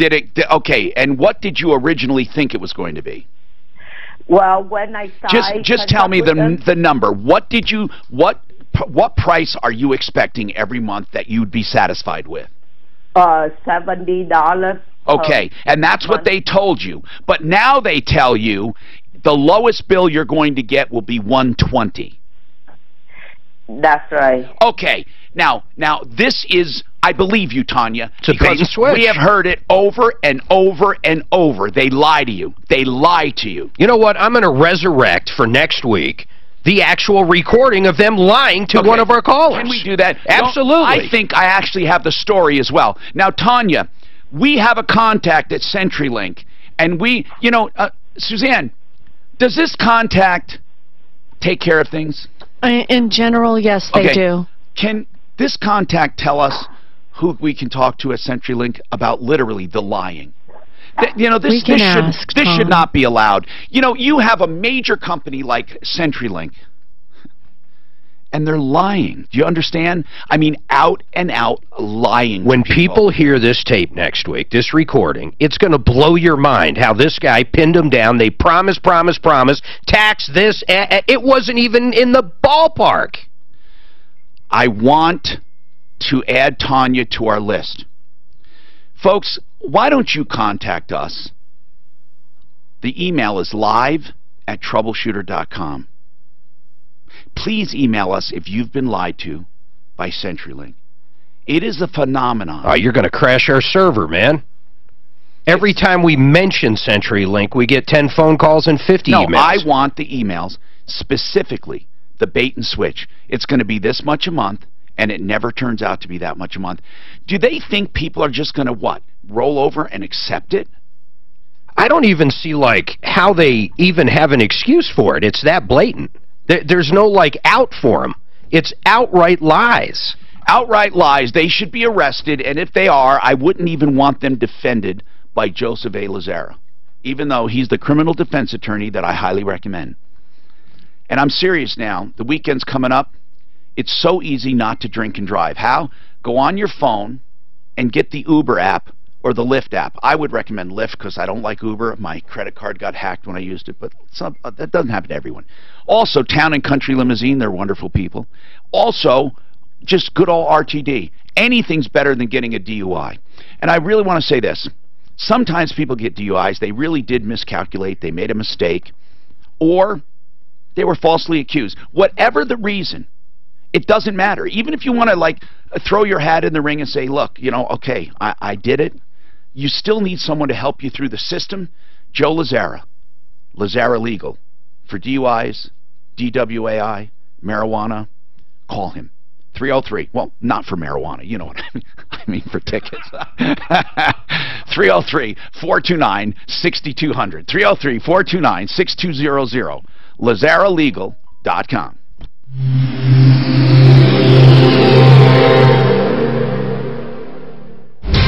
This report is brought to you by Lifelong. There's still big delays.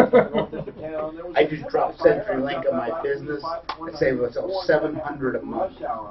You should have mentioned that. I was going to, but I didn't want to cut in. You were on a roll. No, you should. And they gave me a brand new phone system. CenturyLink. They provide you. Oh, to stay with them. They basically, with a 3-year agreement, they will give you phones. At the end of your renewal, they'll put another brand new updated phone. I bought my phone system originally from CenturyLink. What a pain in the butt. It was in a fire.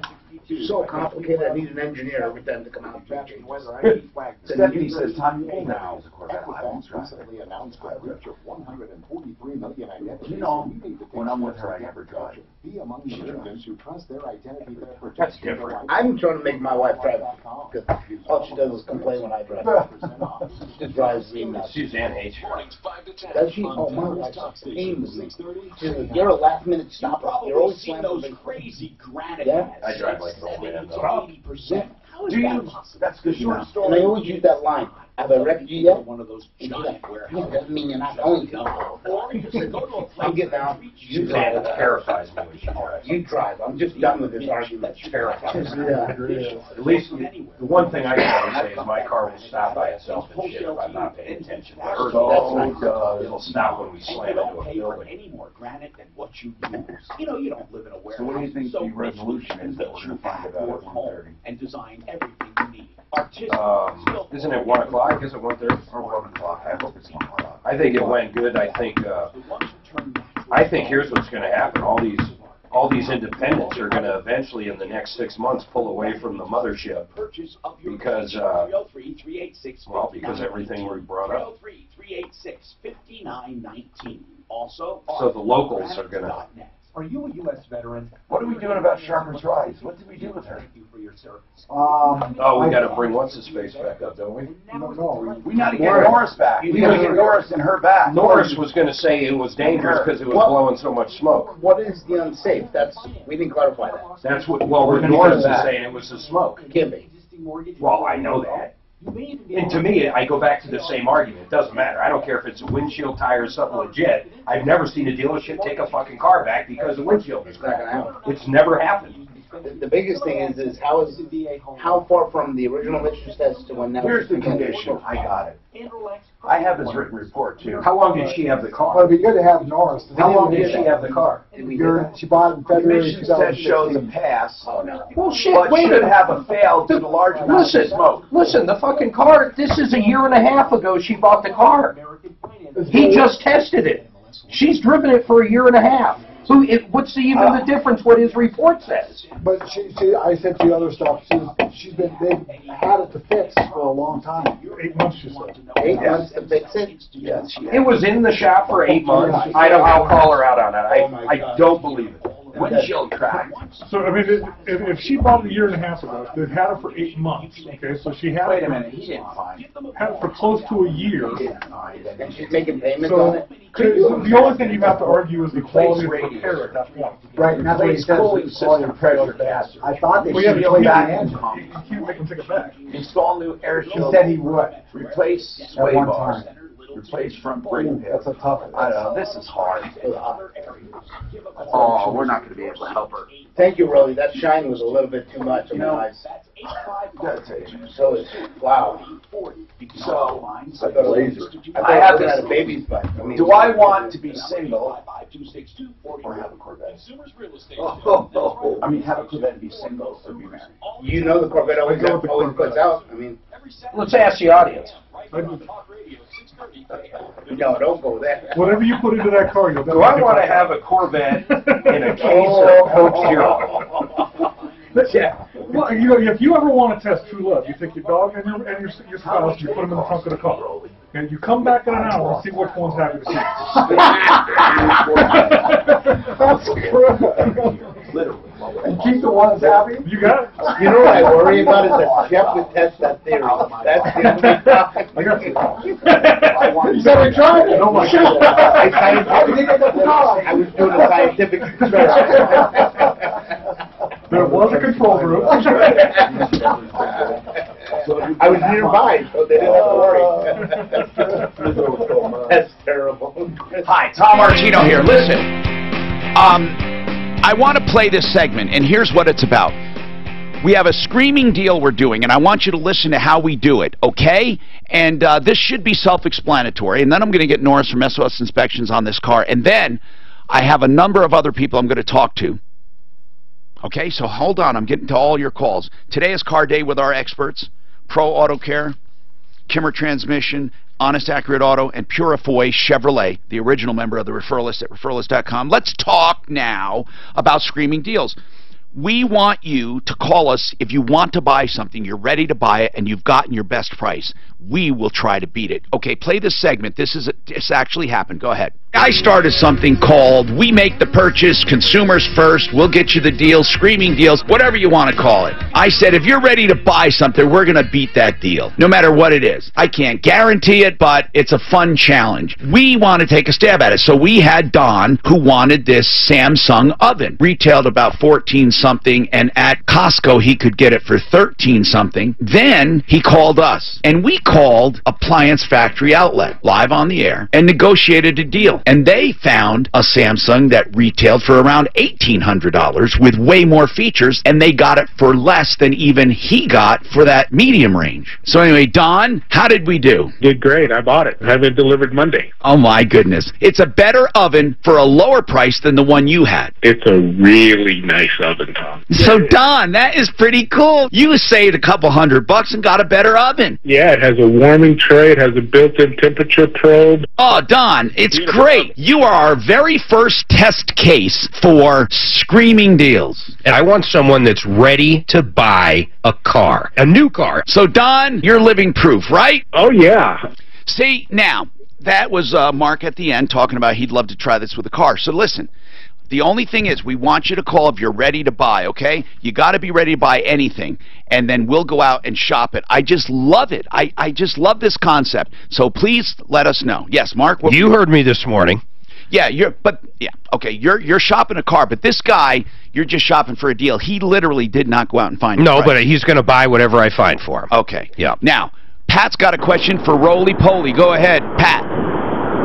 Yeah, Roly, you or Chevrolet had an extended cab for many years, and they don't offer it anymore. You have to buy the regular four-door pickup. Is that ever going to change? No, there is actually an extended cab. It's just set up a little bit differently than there is the crew cab. No, we still have extended cab. But it's still got the four doors that open up like normal four doors. Am I right? It's a four-door, but the secondary doors aren't nearly as large as they are on an extended cab or on the crew cab. Okay. Well, they made me buy a Ford last year because they didn't have it, and that's really not what I was looking for. But if that's the way it is, that's the way it is. I guess. You went to the wrong dealership. Uh-oh. Let's talk to Norris again at SOS Inspections. Norris looked over this car. I have his report in front of me. I'll let him summarize it. Now, I have to mention this. This is a year and a half ago she bought this. She bought it with 87,000 miles on it. She bought it from the Sharpest Rides, and she bought a $2,700 warranty. Okay, so Norris, what did you find wrong with it? See, it's going to be hard to say it was wrong when she bought it if it's a safety concern. Technically, cars need to be sold in a safe condition. Before you start, Norris, I want people to know that even though you buy something as is, according to state guidelines, they have to be able to be safe. They have to be safe. What does safe mean? Safe means it has to be roadworthy, and that pretty much means just about anything that you could be pulled over for by a police officer and he questions the roadworthiness of your car. Or brakes, or brakes. Or brakes, or an airbag, or technically even a tire pressure monitoring system, because it's a federally required device. Now, Mark said, no, before you get to this car, Mark said, I like Norris, and he's a perfectionist, and it's all well and good saying that cars should be safe, but what did you say, Mark? No one has ever... Not one time on any call we've had on a safety issue has a dealership said, oh, you're right. No. The glass is broken. We've never pressed it. But they still don't. No, we have said that. I have said that to so many dealerships, and they go, yeah, right. So, Norris, if push comes to shove, we can probably force a dealer. I think. Do you know, Norris, do you have one example where it's happened? I don't know if you guys remember, but we actually got a guy his $17,000 back on a salvage title car because it was unsafe to drive. No, but it was unsafe to drive, not because it was salvaged. Mark, I disagree with you. I think we go to the dealer license board. I think if they sell a car that's not roadworthy, you can argue it should have been a tow. Now, listen, okay, where's the fine line here? Norris, you will say, well, that's fine. If it's got a crack in the windshield, they should get a refund, right? Technically, this is the kind of stuff I'm... Mark, depends on where the crack is at, too. Mark, or replace the crack. Okay. I mean, replace the windshield, not get a refund. Okay. They have to make it roadworthy. No, I don't think you can demand a refund. You can demand that it's What roadworthy. he's saying is, listen, if a headlight's out, refund, or replace a headlight. If a brake light's out. If the horn doesn't work, we had one where the horn doesn't work, should get a refund. No, or fix it. Fix the horn. That's right. Okay. Technically, that's what he's saying. Tires, less than, what, 230 seconds, 330 seconds? Norris, at one time, you actually sent me the statute, and I don't have it. So used cars are basically, they need to be perfect or they can't be sold, but it happens everywhere, every single day. Hold on, just wait, stop. Hold on. Suzanne, remind me to give you a medal for living with him. We just went from roadworthy that the car has to be perfect. Does he do that with you all? Is he an unfair fighter? We just said, Norris said, we're talking about bare safety essentials, and Mark just said, well, in other words, the car has to be perfect. No, Norris, we're talking about bare essentials, right? Yes. Okay, in this case right here, Norris, in this case right here, should this woman, in your opinion, be able to take it back and get it fixed, or be able to get a refund? No, because it's been a year and a half. Why didn't you let him answer? Because it's been a year and a half. Well, that was exactly where I was going to go. That's the only reason. Right. So where do you draw the line? Mark, my report was about the condition of the car at the time I saw it. Yeah. And at the time I saw it, you go ahead. It would blow a cloud. It would blow a cloud of engine oil smoke out the tailpipe so large that it would envelop an entire intersection. If you took him, let him keep talking, Mark. Really, what else? People honking, waving, flipping you off else? Because the intersection turns white when you go to take off. What is that a danger? I want to know that. Is that a reason that someone, let's say emissions weren't part of it, is that a reason why you should be able to return it, Norris? No, it's only for emissions. Norris, I think, believes that's not true. Norris, is that a safety issue where a vehicle should be returned? I think it's a safety issue because, yes, a police officer could pull you over and go, dude, you're wrecking the whole intersection for everybody. Well, I disagree there, but you know what? Mark's just trying to trip you up here. The bottom line is this. The bottom line is this. In the state of Colorado, if you buy a used car as is, it must be able to pass inspection for emissions, and it must be roadworthy. Only in emissions areas. Yeah, and it has to be roadworthy. Now, what Norris is saying is it's blowing smoke. But, Norris, what I want to know is, she's had it a year and a half. In your professional opinion, what do you think? Because, really, there are some things that didn't happen in just a year and a half. Is there anything that you can point to that you're sure was there, or it seems like this car was in bad shape when she bought it? Yes, because she's got an invoice from the BMW dealership that is also talking about the smoke. So the previous owner knew about the smoke. The dealership knew about the smoke when they traded the car into auction. But it did pass. Sure. Well, it passed an emissions test, but that's not that's the only part of the story. Well, that's all we can deal with, though. That's the problem. That's all we can deal with. That's true. Now, they did replace the engine, or they said they did. So maybe Katie can, I don't know, get them on that. Do you say they did that work improperly? Well, if it was smoking the car is still not functioning correctly. and then it's smoking again after they did the repairs. It doesn't seem like they did any repairs. Yeah, but I don't know. It sucks. And they had the car away from me for 8 months. I know, but you should have called us during that time. I mean, it's kind of a tough. But I thought I was just going through the warranty process, and then it just, then I was told, yes, it's going to be covered. No, it's going to be covered. No, it's not going to be covered. I know. Did we call Sharpest Rides yet, by the way? Does somebody want to give a call over there? Deputy Dan, did you? He's calling back. He's calling him back. Listen, I'm just going to tell you, it's a year and a half. So, Katie, we're going to have a tough time. We're going to have a tough time with a car as is a year and a half later. I appreciate Norris's effort. What's wrong? But as Mark pointed out during a commercial, how can we tell how much of this stuff was there when you bought it? That's going to be the problem, Katie. Now, Norris said there was some paperwork that mentions smoking. What do you mean by that, Norris? You saw some paperwork that you said they should have. What did it say about smoking? That's the reason that the previous owner traded it in. How do you know that? Because I saw the dealership invoice from the BMW dealer. And it literally said that? Yes. It said owner trading it in because... No, it didn't say owner traded in. It said the vehicle smoking, needs repairs declined. And then the car shows up at auction. Oh, really? Holy crap. Okay. Well, okay. But see, she could have had that car checked before she bought it. That's another problem. She didn't do that. But she bought this car as is with a warranty. Yeah, as is with some kind of 27. That's right there. A $2,700. But if she bought it as is, she bought a car as is. But she has a warranty, so the warranty would take precedent. But what the warranty is can you send the warranty, Katie? I want to see what you have. Yeah.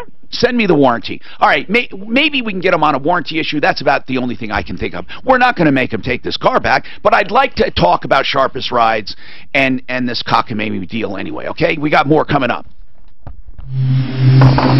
Oh, that is a mess. Oh, it is. Thank you, Mr. Rowley. Well, those auctions, No, that's not true. No, not at all.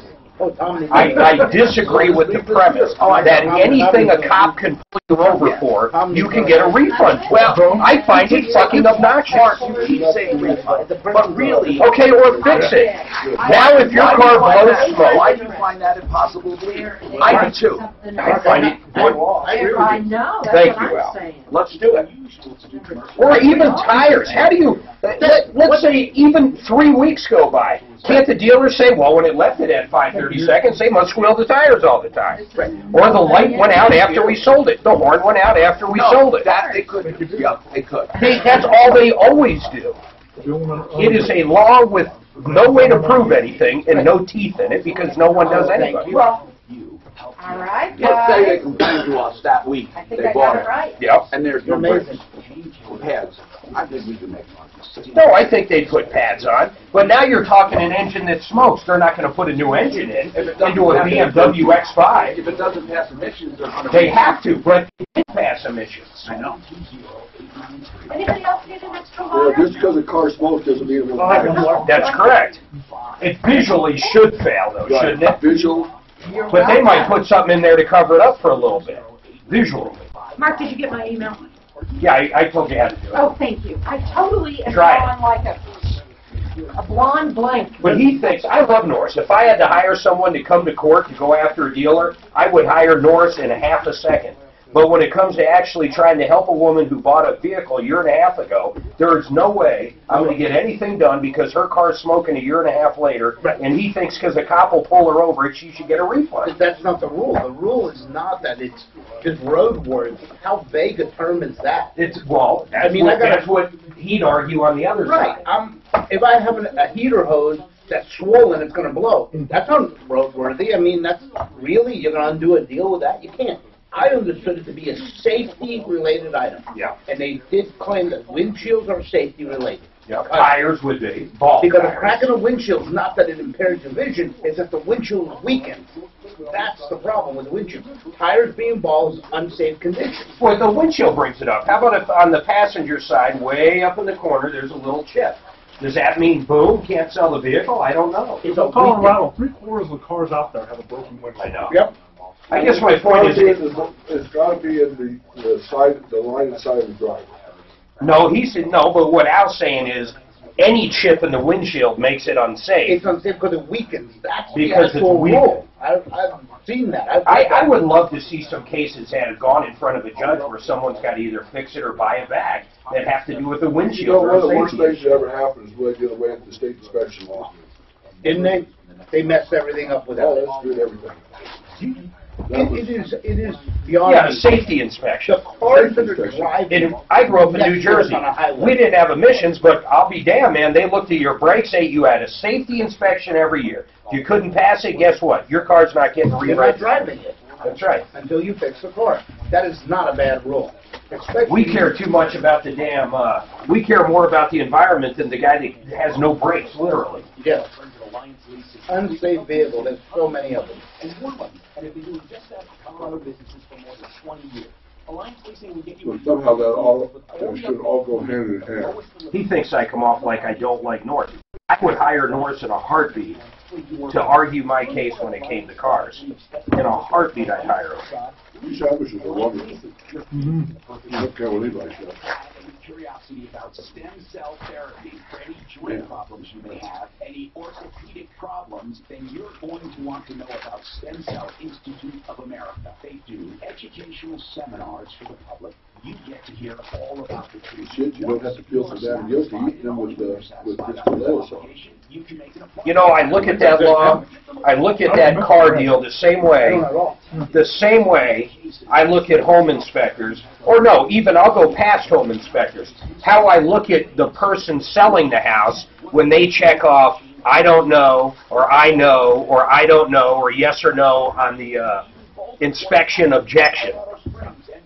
How do you go back and prove any of this shit? It never happens. You got to have so many ducks in the row. So I got a hold of Kevin at Girl Sharpers Ride. Would you like me to hang on to Norris? No. We're done with Katie, too. Well, so I just got an update from Kevin. I talked to Sharpers Ride, and he said if it's smoking, whatever, have her bring it by. Hold on with Katie. And we'll keep it for another 8 months. Who's actually doing the work, Joe? Because I don't think What did he say? He'll take care of it. Well, shit, if he said He wouldn't come on the radio, though.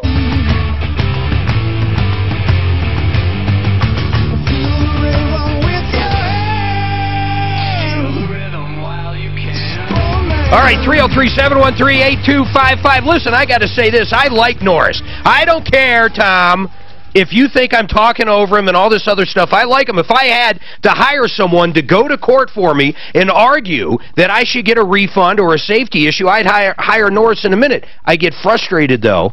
It never helps. And I don't agree that blowing smoke is a safety issue. No, I don't either. But he was talking about visibility and stuff. But here's the bottom line. It's a safety issue for everybody behind you. Here's the bottom line, though. What he is saying is valid. Yes. But what you're saying is valid because it's so difficult to enforce. As soon as you drive off the lot and you keep the car a few weeks and call us and say the headlights don't work or that we don't have brakes or horn, the windshield is cracked, the dealer can say, well, it was working when you left. So the only way to know if something is roadworthy is to get it checked before you buy it. And then if you have a problem with a car you bought, or if anyone does, please tell them, call us soon. Don't wait. Okay? Now, I'm so sorry, Sean, for the wait. What's going on, Sean? What's happening? Oh, wait. Katie, hold on, Katie. We did hear from Kevin Sharp at the Sharpest Rides. Dan, Deputy Dan talked to him. What did he say, Dan? So, Katie, he said if there's smoking or anything wrong with it, bring it on by. See him personally. He said he'd be back there about 4 o'clock today, and he'll take care of it. Now, we don't know if that means he'll fix it, but I want you to go talk to him. And please do it and let us know. Okay. That's what he said. I mean, let's take him at his word for right now. You sound doubtful to do it. Please, just do it. Okay, now it's your turn, Sean. What's going on with Department of Human Services? Sean? I'm sorry, he's not there. I gotta move on. So let's talk to Ray. Hi, Ray. What's happening? Hi.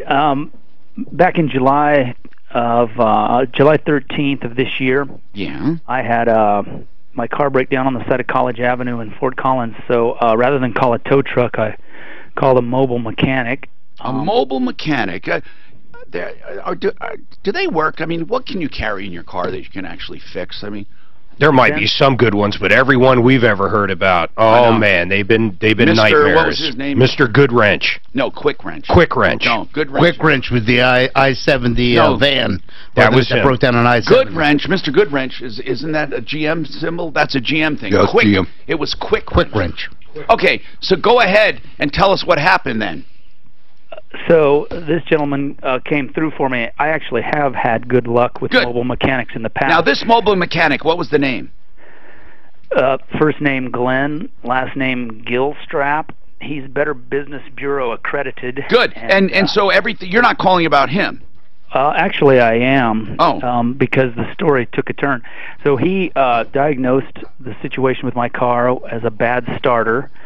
He replaced the starter that same day, and right on the spot there as a mobile mechanic.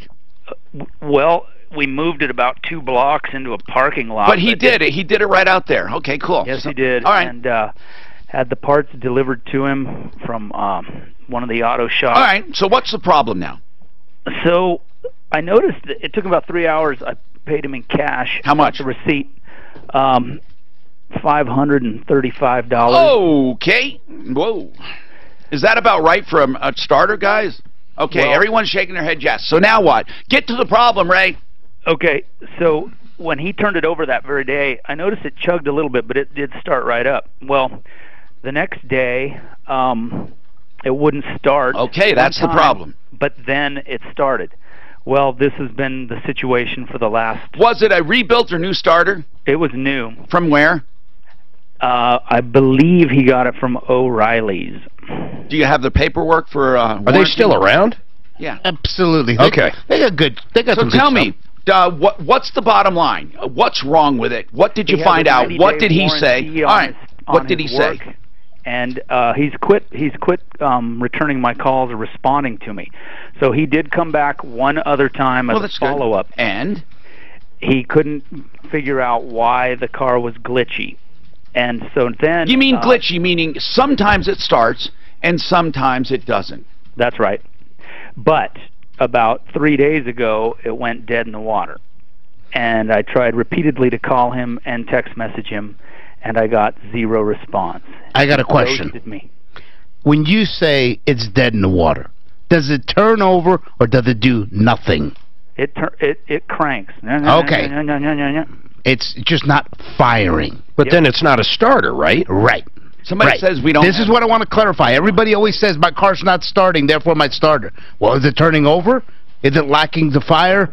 If it's not turning over, I got a starting or a battery issue, right? And so now we're clarifying what it's doing. If it cranks over and doesn't fire, we got spark or fuel. Lumped in electrical there. Those are the 2 things that will cause the car not to start. Okay. By the way, a Facebook comment says we don't have any sound over there, Dr. Dan, Deputy Dan. We do have sound. Well, I hate to argue with him.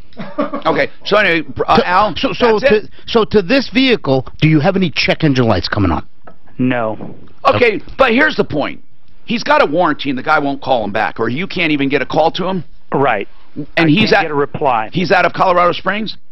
Go-To Automotive is... I believe it's out of Littleton. Oh, I'm sorry. Why did I think you said this? Okay, Go-To in Littleton. Well, we'll try to call him for you. I mean, this guy should at least answer. You have no idea what's wrong. No, and neither did he. The one and only time he followed up with me. Well, maybe that's where this guy's at. It's no excuse not to call back, but as Al said, it's definitely not the work he did. Maybe he just doesn't want to drive out there for a warranty work that's not warranty work. Well, here's something Ray is thinking. If it's not the work he did, maybe he never needed a starter to begin with. That's exactly right. That is what I'm thinking. Of course it is. Oh. And here's the problem with that. You don't have the old starter, do you? No. Okay. Well, you'll never prove it. And all the mechanic has to say, Go-To mechanic, is that, you did need a starter, but you also have something else wrong. So the question... So your original problem, was it this that you're having now? Was that your original problem? Well, I will say I don't know the answer to that. Why did you call the mechanic to begin with? What were the symptoms? What was the problem? My car wouldn't start. Okay. Turnover or not fire? Was it like this? Or would it click? It clicked. And now it does nothing. It started to turn over a little bit. See, it's difficult to say because it did drain on the battery. It wouldn't start. It did start. It did crank at first. When? Now or last time? No, when I first had the problem. When I first called. Gotcha. All right. Let's try to figure this out. I think that the guy doesn't know what's up. I know that to be true, and so I think that's you why need. he's avoiding Here's what you need to do. You need to take it to one of our mechanics at referrallist.com, and you need to find out quickly what's wrong with it. And then, if it's something he did, they'll tell you, and if it's not, they'll tell you. And Cast Iron Recovery, if you call them up, they're on the referral list too. You got to mention the show. They'll tow it anywhere Denver Metro for $75. We started using them now. They're our tow. Now, they're bad to the bone, aren't they? Unfortunately, you have to do that. Or you can maybe call Norris, okay? If it's going to cost $75 to tow, and you know, you may want to call Norris and have him come over and just, it's a one-problem diagnosis. That's true, but Norris the guy's still got to get his car fixed. No, I know that. Auto MDs. But if he says what's wrong with it, maybe he can help out that mobile mechanic who doesn't know, who then might want to fix it. I want to throw a wrinkle in this. What if originally this car's not firing? You put a turning wrinkle in. over. You don't throw a wrinkle. You throw a wrench and put a wrinkle. There you go. Okay, go ahead. The car is turning over, won't fire. He's had a history of this, and the starter's now the issue. He fixes the no-start situation, but it's not firing. Occasionally, it won't fire because I got a bad fuel pump, because I got a bad... Well, it could be anything. That's what we're saying, though. We're saying get it checked. But we immediately said that maybe he didn't need that starter. We don't know. Well, no, we'll never know that. Answer. No, we'll never know that, Ray. You're never going to get away with getting a... You're not going to... That starter is... No matter what, you bought it. The only thing we can do is to see what the other problem is, or if it's something he did. I don't think he did anything wrong. And I think when this guy calls up and says, now it's cranking and not starting, he's like, that's not working. Has been completely cleared out of the roadway. And I bet a mobile mechanic's going to be awful ticky when he talks to him. He's not going to drive out for an intermittent problem. He's going to drive out when, you know, he knows what's going on. He's not going to go out on a fuel pump that he can do on the side of the road. Put a starter in and he said, fire right up. Yeah, exactly. That's a... Yeah. He fixed your problem. Yeah, exactly. Now he's got another problem. That's back. And you don't have that history. Some of these people have these problems for a year. And you just keep driving until it starts adding up. Yeah, nothing. Well, they've been cranking away on that starter. The thing's old as can be. The car has over 100,000 miles. Yeah, and quite frankly, did he ever say what kind of car it was? No. Yeah, so $535, we don't know whether that was a good price for a starter. I mean, that's a good price. Yeah, maybe, depending on what it is. Someone to come out to your place and install a starter on the fly, that's a hell of a... I've worked on cars where it takes 14 hours labor just to get a starter. Yeah. What? And his starters are $600, $700. Almost through the block. I pull the engine. I wanted to tell you, I was telling you about Deputy Greg and his wife yesterday. It's a go. So we'll have to congratulate him when he comes in. Now, how does he know it's a go? They went and had their test done yesterday. How many months? I mean, how many weeks? They're literally 10 days. Literally, they know the day they got pregnant because it was IVF. Wow. They know if it sticks, man. 10 days. Quick. It's changed a lot. Yeah, with the IVF. Yeah, but it's the embryo implanted. Yeah. Oh. Yeah. It's doctor done. Yeah. But you said it's not the fun way. Not artificial insemination. No, I think they tried the artificial insemination, that didn't work, so they did the IVF, which is the embryo. The in vitro implant, but that is unbelievable. What did it do? Turn them upside down? I don't know. Mark just looked at me. She stands on her head. He gets a turkey baster. Bam, scientific. Done. I think we can mark that as date. That sounds fun. I'll never forget the day you were conceived, son. Your mom was standing on her head. She was good until her eyes started getting red. Why do I hear so many commercials? They were going to run them till today. This is it. So Tell that guy on Facebook he needs to turn his speakers up. I love this model. I asked Daft, Daft said no Your problem. next seminar is, and Is there a attend problem with so many stem cells? cases, stem Well, cell I don't want to talk about it right now. surgery altogether. In other cases, it has delayed surgery. You need to attend one of these life-changing seminars. They're all over the metro area: Denver, Tech Center, Littleton, even Boulder, Fort Collins, Colorado Springs, and other areas. Give a call to reserve your seat. 855-262-4040. That's 855. what are you driving, Rolly? 4040. How come you don't drive a Corvette? I do one for what? Do you? The number They got a shoehorn to get you in there? Do they still make Hummers? Brent needs you to cover. Ideal won't be on. No, it's all about the way you get in and get out. The only way to do that. It's not hard. They're more roomy now than they've ever been, in my opinion. Indeed is offering new users a I don't. $50 credit to give their first job. I go in head first. Sponsored job. I duck in, and a lot of those sports cars you have to do it that way. When you're tall enough. You come in, Al just walks right in. Al just walks He right doesn't in. even sit. I've been on Yeah, the he just falls in. Network and CNBC. And I hated my RSA. It was so Well, first, I tight. don't know how he works the gas, the brake, and everything. He's standing in the seat, so the seat. I can also stress test your investments. Call right Get me in that car and you'll enjoy the view from behind. 1161. Securities Do you have a Corvette? I got to drive one of his. By the way, is your compressor working? Compressor working? Yes, yes. Oh, I'm blowing out sprinkler systems this weekend. So, I'm ready to get a shop. I need a shop for my hobbies. You'll have to Get a pole barn. I use my hanger. I need a handle like you do. That man cave is fabulous. That's fabulous. I need. Did I have my floor when you were there? Beautiful. Daphne said she never got your email. Polyurea, something. Tell her I texted her. Or, well, no, I emailed her.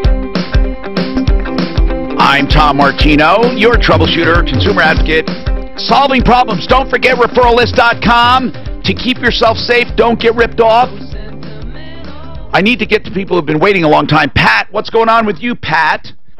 Tom? Yes. Who do you have in Colorado Springs that I can get a furnace guy to come to my house? Patriot. Now, what's it named? Patriot Pros. Patriot. Yep. What do you need done? I don't know what's wrong with my furnace. Okay, how old is it, dear? They're doing fine, fix, or free. For which one? They'll do that on her furnace. She's just got to mention it, fine, fix, or free. For how much? I think $149. They're actually doing that on HVAC? I think so, yes. They got to mention the show. Oh, my Oh, God. God. Well, I can say that. How far are you into the Springs, though? You're not on the, are you on the south side? I'm the middle, Academy and Constitution. Do you know what? Do you know how great that is, the fine, fix, or free? Do you know what that is? That means for $149, they will come out, and you're guaranteed to get it fixed with parts or not. Yes, if they can do it for that price, Now you get a free estimate. Or you get a free call. In other words, they can't, if they say, for example, you need a whole new furnace, then they can't do it for $149, but you will know exactly what you need. So this is the way I feel. No matter what, you get free estimates. But if there's a problem, you're guaranteed it won't go over $149 if they can fix it. How old's your furnace? Well, I just want somebody that can come out and be honest I with think she me. told us how old it was. How old did you say it was? I didn't write it down. It must be about 20. Oh, Lord. You're going to need a furnace. They're going to just, I don't even want to tell you that you're going to need a furnace. Pat, I'm going to tell you for absolutely sure, you need a furnace. Even if they say you don't need one, you need one. Yeah, if it's 20 years old, yep. I recommend you get a furnace. You're spending too much money no matter what. And the efficiency of the new ones. No matter what, Pat. Unbelievable. So call them, get a quote. Do you have any money for a furnace? Yes, I could. Okay, but listen, it's all right to shop around. It's all right to talk to more than one person. In fact, do it. Yes. We have Patriot Pros on our referral list at referralist.com. Have them give you a quote, get a couple other quotes. Right. Don't pay any money up front to any of them. And then feel very comfortable, and then call us if you need help deciding. Or if you have any questions. You can call us about anything.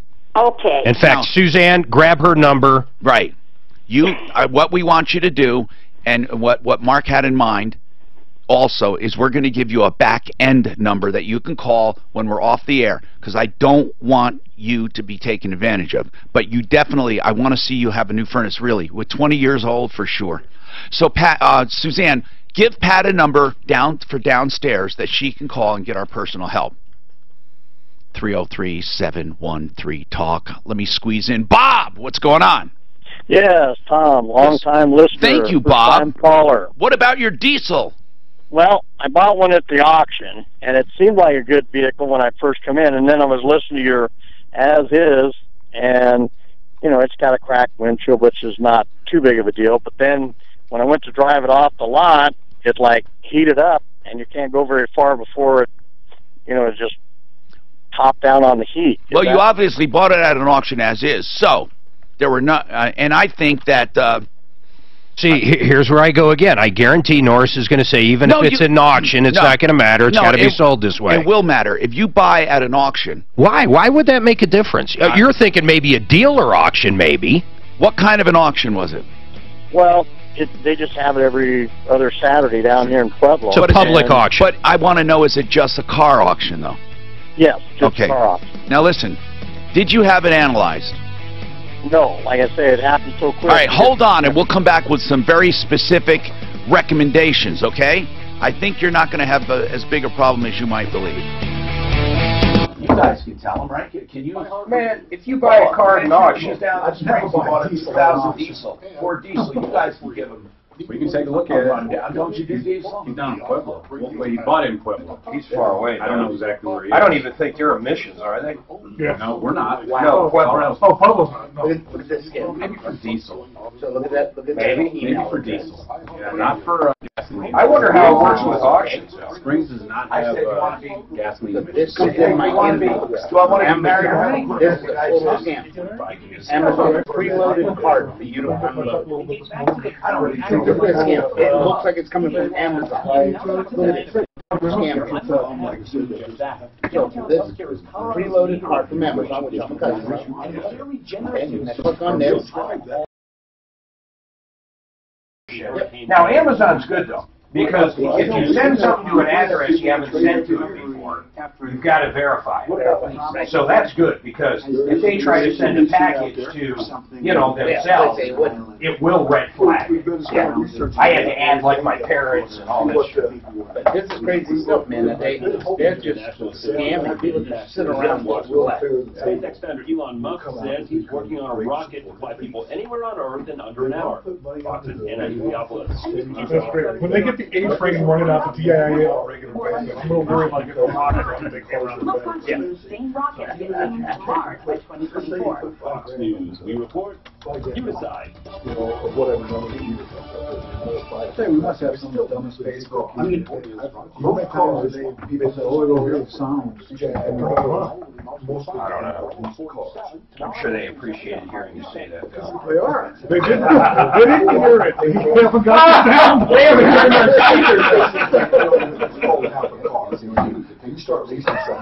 We just lumped you into that same group there, Mark.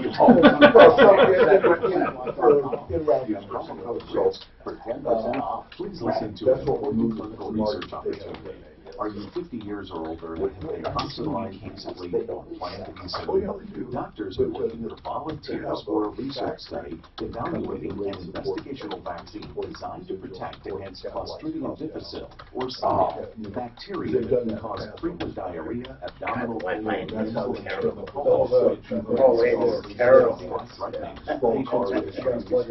like, my phone's already loaded up my email. This thing's like thinking about doing it. It didn't work. It will not.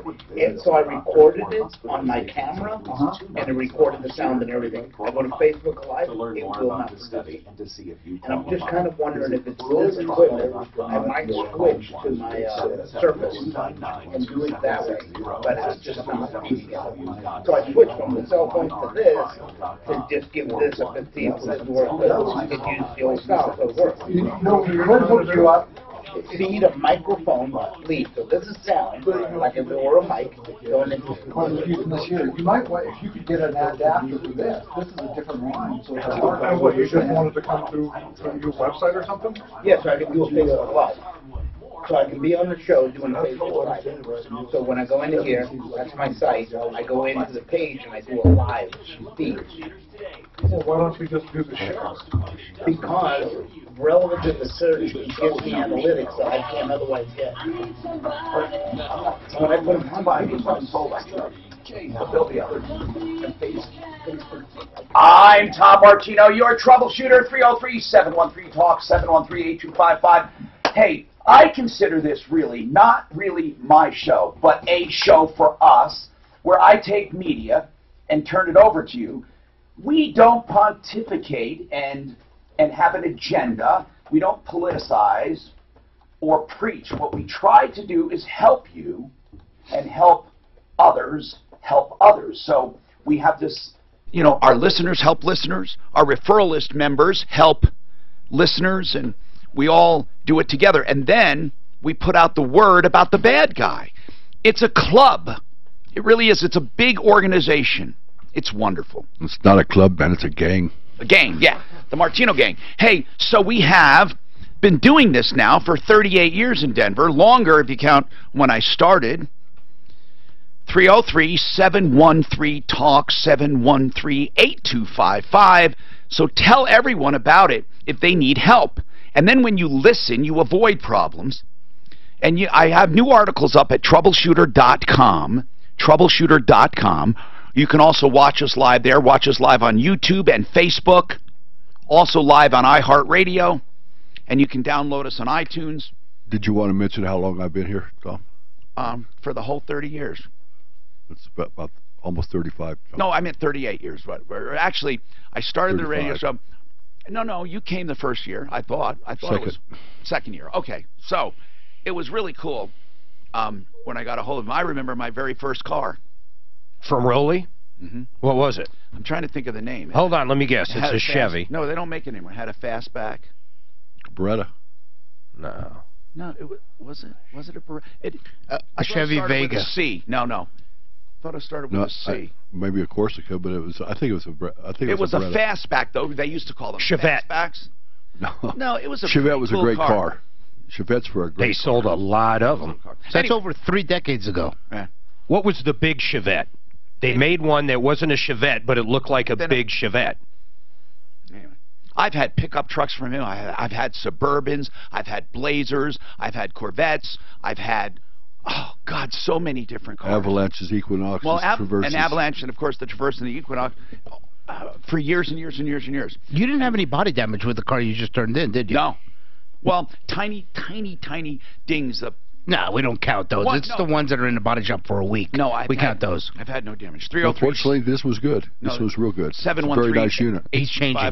I went over on miles, but that's okay. I mean, you pay, but anyway. So let's move. Let's help people. Okay, just tell people about referralist.com, please. Did I leave off with Bob with his diesel? Here's what I think, Bob. With your 2004 diesel, where do you live? I live in eastern Colorado. Are you closer to the Denver area or the Springs? Springs. Honest, Accurate Auto. Honest, Accurate? Yeah, I'm serious, because unless you know what area it is, do you have a symptom you wanted to give us? Have what? Did you want to tell us about symptoms? What's really wrong with it? Heating. Or are you saying it's not roadworthy? Yeah, it massively overheated before I even got it out of the lot. Yeah, but that's not. So, see, this is the thing. When we talk about roadworthy, we're talking about basic safety issues. A car, in order to be legally sold in Colorado, has to have brakes, okay, and it has to have a clear windshield or a windshield you can see through. It doesn't even mean it can have cracks in it, but it can't obscure your view. You think the same goes for an auction? No, I don't know that. I don't. I think it would. Why wouldn't it? I don't know. I mean, it's a sale. Was it a consignment auction where everyone owned everything, or was it one place auctioning? Do you know? No, it was a consignment auction, but when I went in to try and tell them that it overheated... The overheating has nothing to do with it, Bob. I can't help you with that. I could only help you with basic safety issues, and even then it's going to be hard because it's an auction, and I'm not sure if auctions are covered. If you were talking about what you heard on the show, cars have to have basic safety things when they're sold as is. Windshield was cracked, and brakes, tires were bald when I found out. And I found out when I went in to find out who owned it previous, it was a dealer that had brought it to the auction. So is the dealer under standards? I don't think they are, Tom. I don't. Yeah, as is when you buy from an auction. And I'd hazard a guess that there's some sort of disclaimer. I got to tell you, when it comes to an auction, listen, man, nobody would go to an auction if they had to guarantee a car. Tires don't have to be perfect. They simply can't be thread showing and unsafe. We're talking about safety. Now, I know Norris opened up a can of worms, but the truth is, it's very minimal what what a car has to have to be safe. Okay, we're not talking about perfect. We're talking about safe. But I think, Bob, if you're trying to undo an auction deal based on that statute, which is weak to begin with, you're out of luck, man. But if it's consignment, it's truly actually person to person. In other words, they're skipping title, or maybe it's not technically doing that. He can try, but listen, I just don't know. That's what I say about all these. Well, Mark, they're so hard. But truly, if a dealer sells a car and it absolutely does not have brakes or it's unsafe, now what else would most dealers would fix it? Yeah, I mean, that's the deal. So I don't think you're going to have any luck, Bob. It's just not something I can help with. You're at an auction, man. You can't even take it to be checked at an auction. So we have to decline. I don't think we can help you, man. Norris just said auctions are exempt. Okay, there you go, Bob. Auctions are exempt. He also said stop trashing me. Norris, I'm not trashing you. Hey. My God, if I was buying a used vehicle, I would hire Norris over anybody in the world. Norris, I swear to God I mean that. All right. It's definitely going to be as is, buyer beware. That's all there is to it on that. But Rolly, I do want to make it clear that it does have to be basically safe, though. I don't think so. Yeah, I think you could roll any kind of piece of junk into an auction, a public auction like yes, that. Sir. Yes, an auction, done. Mark. An auction is exempt. Yeah, he just said it's exempt. Auction is exempt. I'm not talking about that.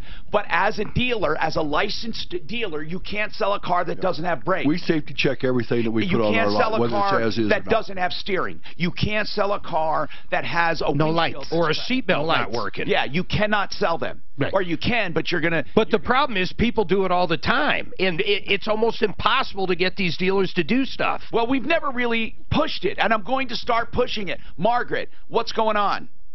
Hi. I am desperate to find a property appraiser. For what reason?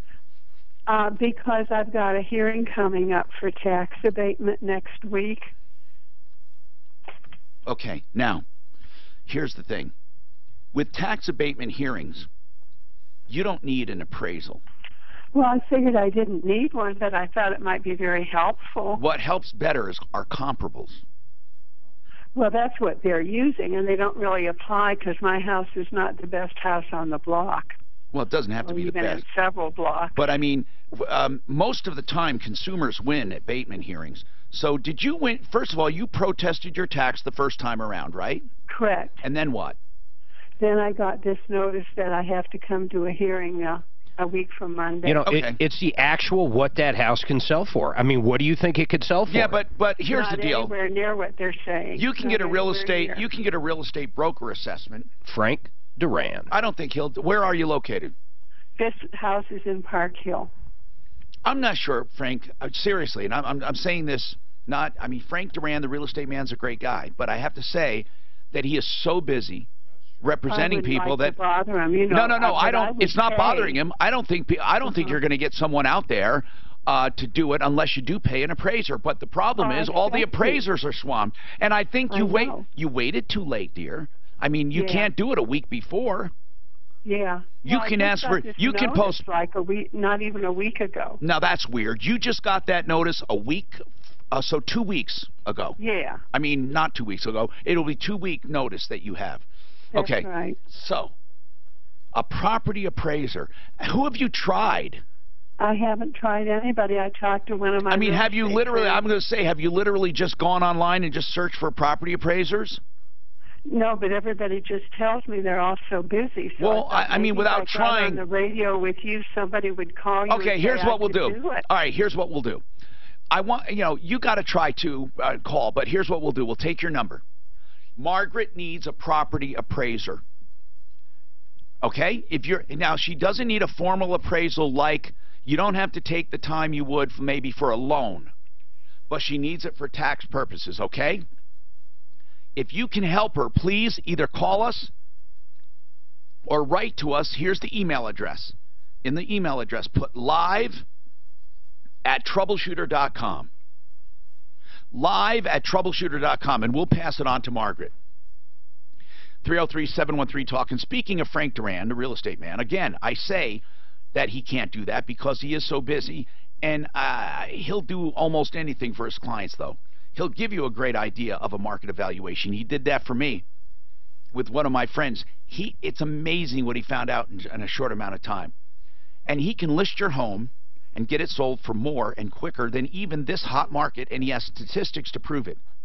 He has a really unique, exclusive pricing plan that gets multiple offers because he prices it not at the top, not at the bottom, in a place where really he gets multiple offers and then starts this bidding war. And through price bracketing, he gets them up to a higher price. It's amazing almost every time. 303-920-1622. Frank Duran, therealestateman.com. 303-920-1622. Okay, because I was talking about Frank, I wanted to just give his number out there. Let's see, we got Martin. Okay, Martin, what's going on with you, Martin? Well, I bought a brand new diesel truck from Bradley Bar in Fort Collins, and my temporary tags are fixing to run out, and nobody can find the title. Nobody knows where any of the paperwork is, and nobody will want from me. Now, what paperwork do you have before you drove it off the lot? You would have had to have something. Now, they don't need the title, but, Rolly, what do they need to give him? What did he need that night he brought it? Did you finance his truck? I'm sorry, what was that? Did you finance the truck? No, paid cash for it. Well, you should have had all the paperwork given to you at the time that you left. Wait, do you have the titles on the site? Yes. Oh, really? So they were going to mail it to me, is what they told me. They actually delivered it out to my farm. And, I signed the papers, wrote a check, and they said, well, we'll mail you the title. And this is a new or used truck? Brand new. Well, they should have had all the paperwork attached to the MSO and they can't where you could take it to your county clerk and process it. So if I paid cash in your dealership, you still don't send everything to DMV where I pay taxes and everything else? You'll have all that paperwork to take with you. Instead of sending it to them? Right. Wow. Now listen, here's the deal. That's the way we do it anyway. Here's the deal, Martin. How long has it been total now? Well, I don't have her to. I'm not sure. It's a 60-day tag? Yes. Okay. Martin, it took me one time with a car 4 months for them to get the title. And it was one of their new cars. This was not Purifoy. And did you pay cash though? That's the difference. I traded straight across. So it was all paid for. And it took them, they had a big, hard time. I remember. Okay. But now, a caveat, that was out of state. Yeah, but they still had a problem just finding it in-house. So, Martin. Is this out of state? No. Well, no, this was in-state, in Colorado. I'm just going to tell you that if you want a refund, you haven't waited long enough. But I would say that they're coming close. I think The law says you have to have title in a reasonable, or does it give 30 days? Oh, it does say 30. Okay, then you can get a refund. And I think he ought to be able to go to his county. 45. He go to his county clerk and probably get that extended. Oh no, or the dealer can give another one. Normally, no? he has to go to the county clerk himself to get it extended. Now listen, Martin, do you want to undo the deal? No, not at all. No. Then here's what I'm saying: you can. That's the only weapon you have, basically. Because threaten them or something, say. No, you say if you don't have it by this date, I'm leaving. Or they have to go for lost title, which doesn't affect the value at all. Martin, you got to make up your mind. But what I'm saying to you is this: if we call them, it's not going to do anything. Because, all I would do is threaten that he wants his money back. Exactly. That's what we would have to do. 303-713. The dealer ought to be busting his butt to get this thing fixed. Chris, what's going on with you, Chris? He should. I know. Chris? I want to make Rolly an offer if he wants to buy my car. And what is it? It's a 2011 Mitsubishi Lancer Evolution MR series. Why would he want to buy it? Because it's a fun car and he likes cars. Okay, what is it? A Lancer 2000 what? 2011 Lancer Evolution MR series. Lancer, I just never heard of them. MR, okay. That's why I can't sell it, because no one really knows what it is. I mean, they do, but they don't. It's kind of a unique car. It is a unique car, but we don't. You know who might buy I wouldn't buy it without seeing it. Yeah, and all those kind of things. But do you buy cars? Every once in a while. You buy cars for the dealership, right? But you got a wholesale. If we're buying cars, normally it's we are buying Corvettes or maybe a Camaro or two or something like that, or trucks. We buy a lot of trucks off the street. So it's something that we have people coming to us looking for. I see. Now listen, man, we do have a wholesaler that we can put you in touch with. Suzanne can help you if you want, or I know Rocky's buys cars. But when dealers buy cars, they're not going to pay you retail. It's quick cash. Yeah, they're not going to pay you retail for sure. Okay, we have a lot more coming up. 303-713-TALK, 713-8255. Oh, man, it's a busy day, and I just want to tell you that we have Car Day and a lot of calls right after. What do I have to tell you about? Tell me what I should do. Ideal home loans, okay. For your next ideal home loan, that's easy. Here's the deal with Ideal for your ideal home loan when you're dealing. If you want to buy a home and you get what they call pre-approved, it's not qualified, pre-qualified. It's an actual approval. You submit all the docs and get everything lined up. All you need is an appraisal to make sure the house is worth what they're asking. But they can close it like a cash deal. That's what the pre-approval is all about. They also have a rate guarantee, so if you buy or refinance, over the next 2 years, if rates go down, they refinance you free of charge. You got to call them for details. Also, they have a custom term loan. You don't have to get 20 or 30 or 15. You can get anything in between, just what you need or want. So if you want to get a better rate, but you've been paying on your loan for a while, you don't have to go all the way back to 30. Give them a call for all of their benefits, because they do truly benefit you when you do a loan. 303-867-7000, 867-7000, idealhomeloans.com. And when you get that great home loan, then you want to call Buddy Mitchell in simplyfloorsinc.com, because he's got the best flooring out there. He's got carpet, he's got hardwood, and check out the new LVT. He's got this stuff that's slip-proof, so if you're afraid of slipping, it's great for pets, but for all your flooring needs, it's very simple. Simplyfloorsinc.com, simplyfloorsinc.com. Say it with me, simplyfloorsinc.com. This report is... I have no idea why Eco's on there. No idea. Oh, it should have been. Once again. Okay, thank you. Once again. But as long as you did the right one. But absolutely, but I'm losing it because I don't know how to fix this problem at this point. Traffic, you got to go direct to traffic. You're yelling at me. But you took care of it, though, right? That's good. Yes. You did it. Okay, thank you. I was wondering why you did that. Also, I didn't see them on the lot. And I wanted you to know I did do them yesterday. Yeah, I know. Okay. You mean the personal inventory? Yeah. This show lowers my blood pressure. Because you're not the one yelling? Or? Did he ever call you back thinking of it, buddy? The office called me. Do they have The anything? gal called me. Yeah. And I said to her, can you do me a favor? I'm driving down the road. Can you fire me an email with your contact and I can get us on the schedule? She said, you're better off calling back and schedule. I didn't call back and schedule. Okay, so that's where we're at. I got to do this. There's a topic very difficult to talk about. Now, I don't find it difficult because I have listeners who have called me and need help. I actually like talking about it. So if you ever need help and you want to know some stuff, really, you can email me, help@troubleshooter.com. These and I'll tell you about it if you're too ashamed to even call the Raleigh House. But this special number we set up at the Raleigh House for addiction treatment is mainly for the loved ones. People who are, I call them the victims of addicts. If you have an addict in your life, whether he's your husband or wife, or you have a brother or sister, or spouse, a mother or father, you can call this number, tell them the situation, and they will give you specific hints on how to bring up the subject and talk to them. Believe me, they've done thousands and thousands of interventions. They know how to talk to people. And it doesn't have to be confrontational. So what you do is you call the number, and you can also ask anything you want about treatment. How long is it? At the Raleigh House, it's 90 days, by the way, but they'll tell you about all the options. And then what does it involve? Well, at the Raleigh House, it's medical, with blood work and nutrition and supplements, and it's behavioral, with, counseling.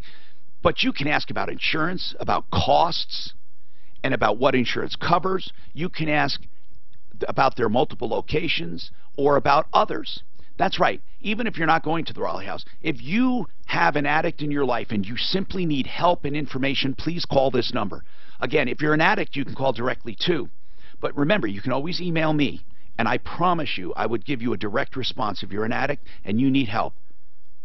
Okay, that's help@troubleshooter.com. But for the Raleigh House, here's that number: 720-893-5559. 720-893-5559. TheRaleighHouse.com. Have you gotten a notice from the IRS? Man, I love watching this game. What game is that, Mark? BYU. Oh, is that on right now? No, it's tonight. They're one of my favorite college teams. I have never gotten into college for anything ever, except one year when somebody was playing, and we had a player in CU called Rocket. He was Rushmore? Rocket Rushmore? Yes.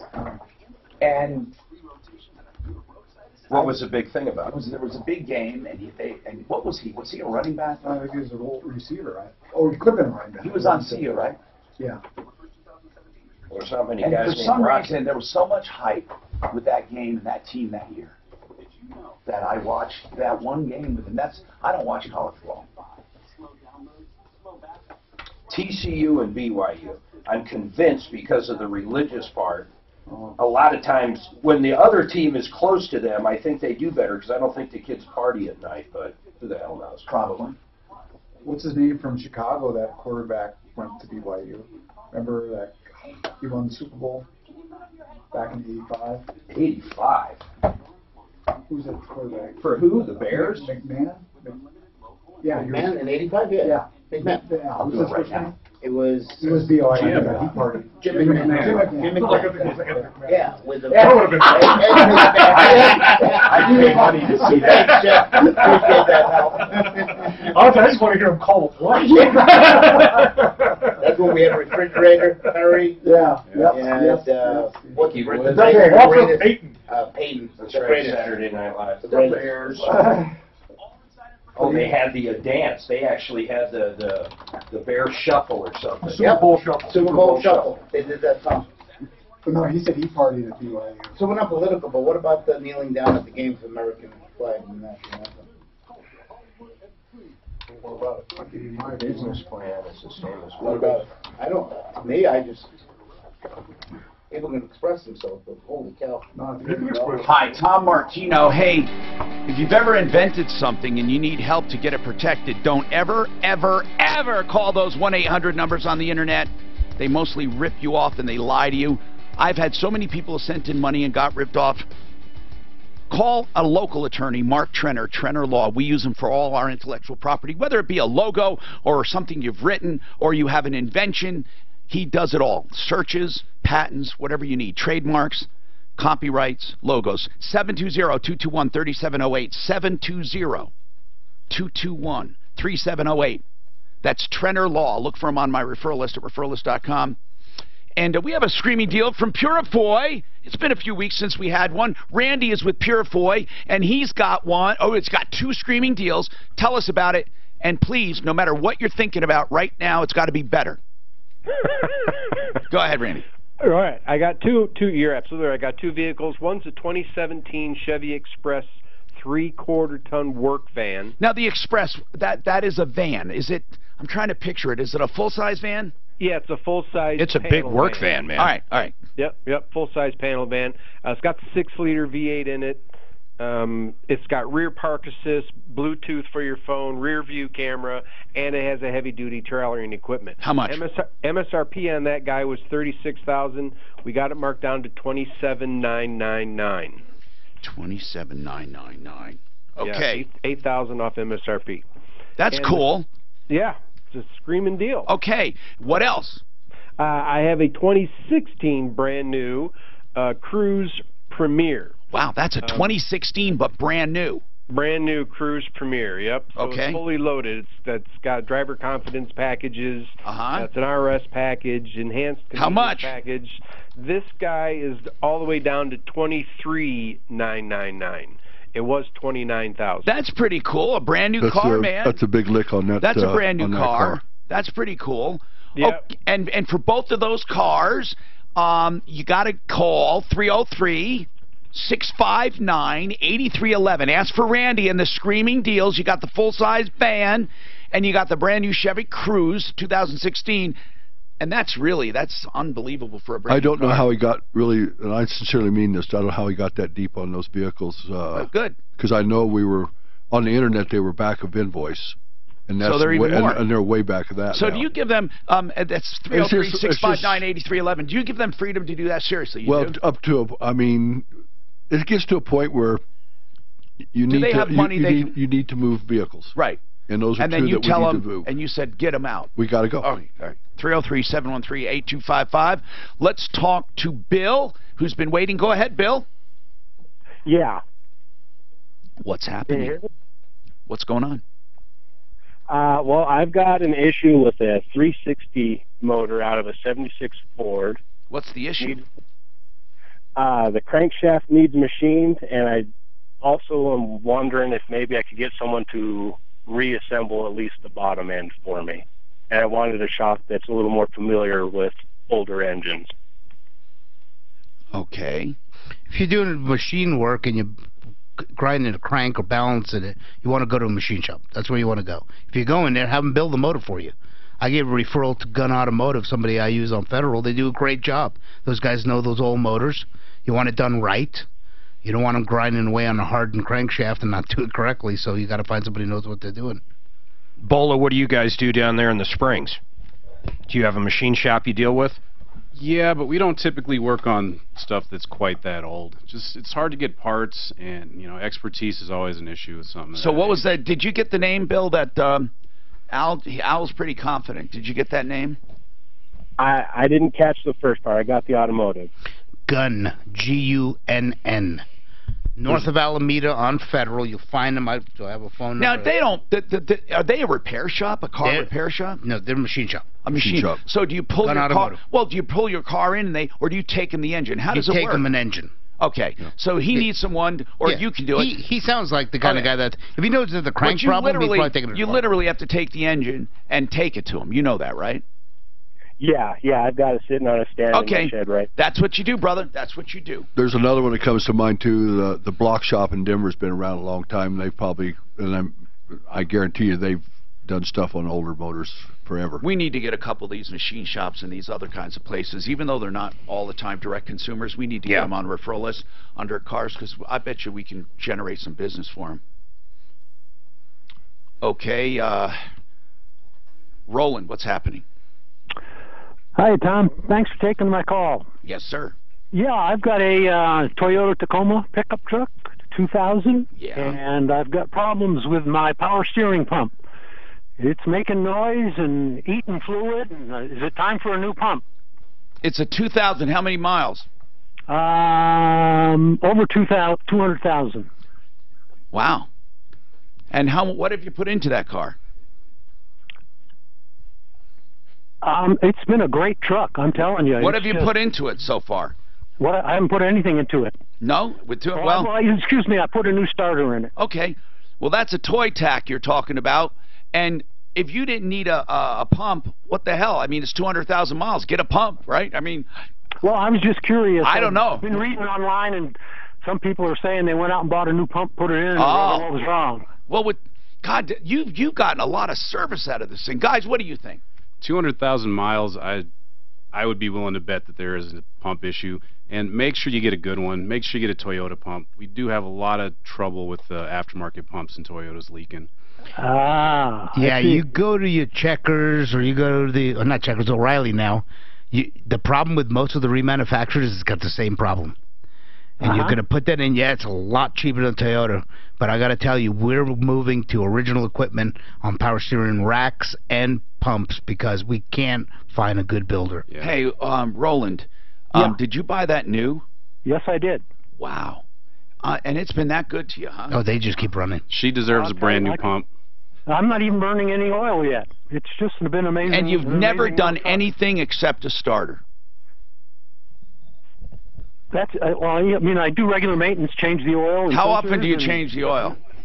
I change the oil about between every 3,000 and 5,000, depending on if I'm burning Mobil 1, I'll go 5,000. If I'm burning regular oil, I'll go 3,000. All right. Yeah, and I want to say in defense of our domestic products here, our last parts truck, 572,264 miles, motor never opened, tranny never opened.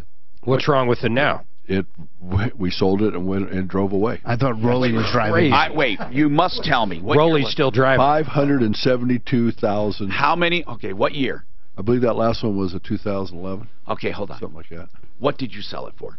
I can't remember, Tom, but I've got all the paperwork on it, and I've got a shadow box with the license plate in it. What guy buys now, how many miles? Oh, only 576 Because Rolly was a salesman, and he put he did a great job of it. That motor has never been opened. It was never opened. The tranny was never opened. We put a ring gear pinion in it because we lost a pinion bearing. But it was serviced every 5,000 miles. Where's the pinion bearing?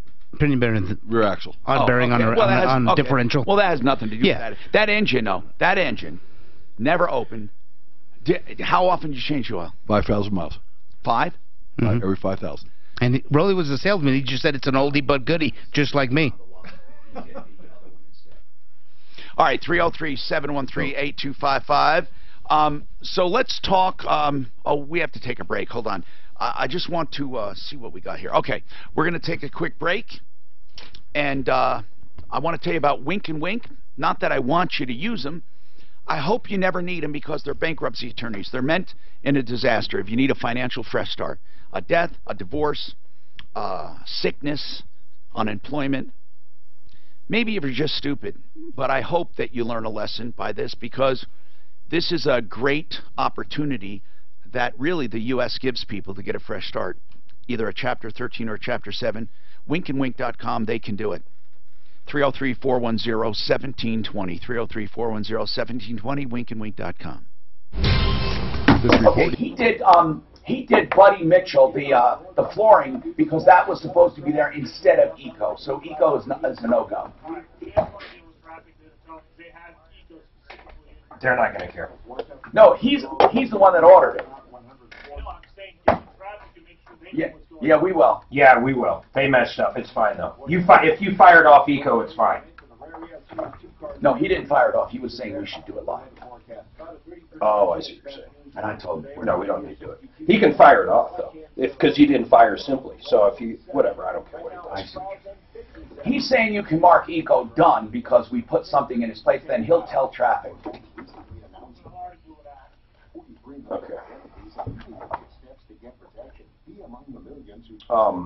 But I want him to know we did a spot. Yeah, I know. That's what I'm saying. In fact, we want to let them know we did a spot there, that we didn't reduce the spot load because they need to charge for it. Yes, that's right. They need to charge for it. Yeah, ultimately they need to pay for You that. could pencil in, you know, Simply Floors, and we'll tell them about it. It's hard when these guys aren't supposed to touch that log. It's a pain in the ass.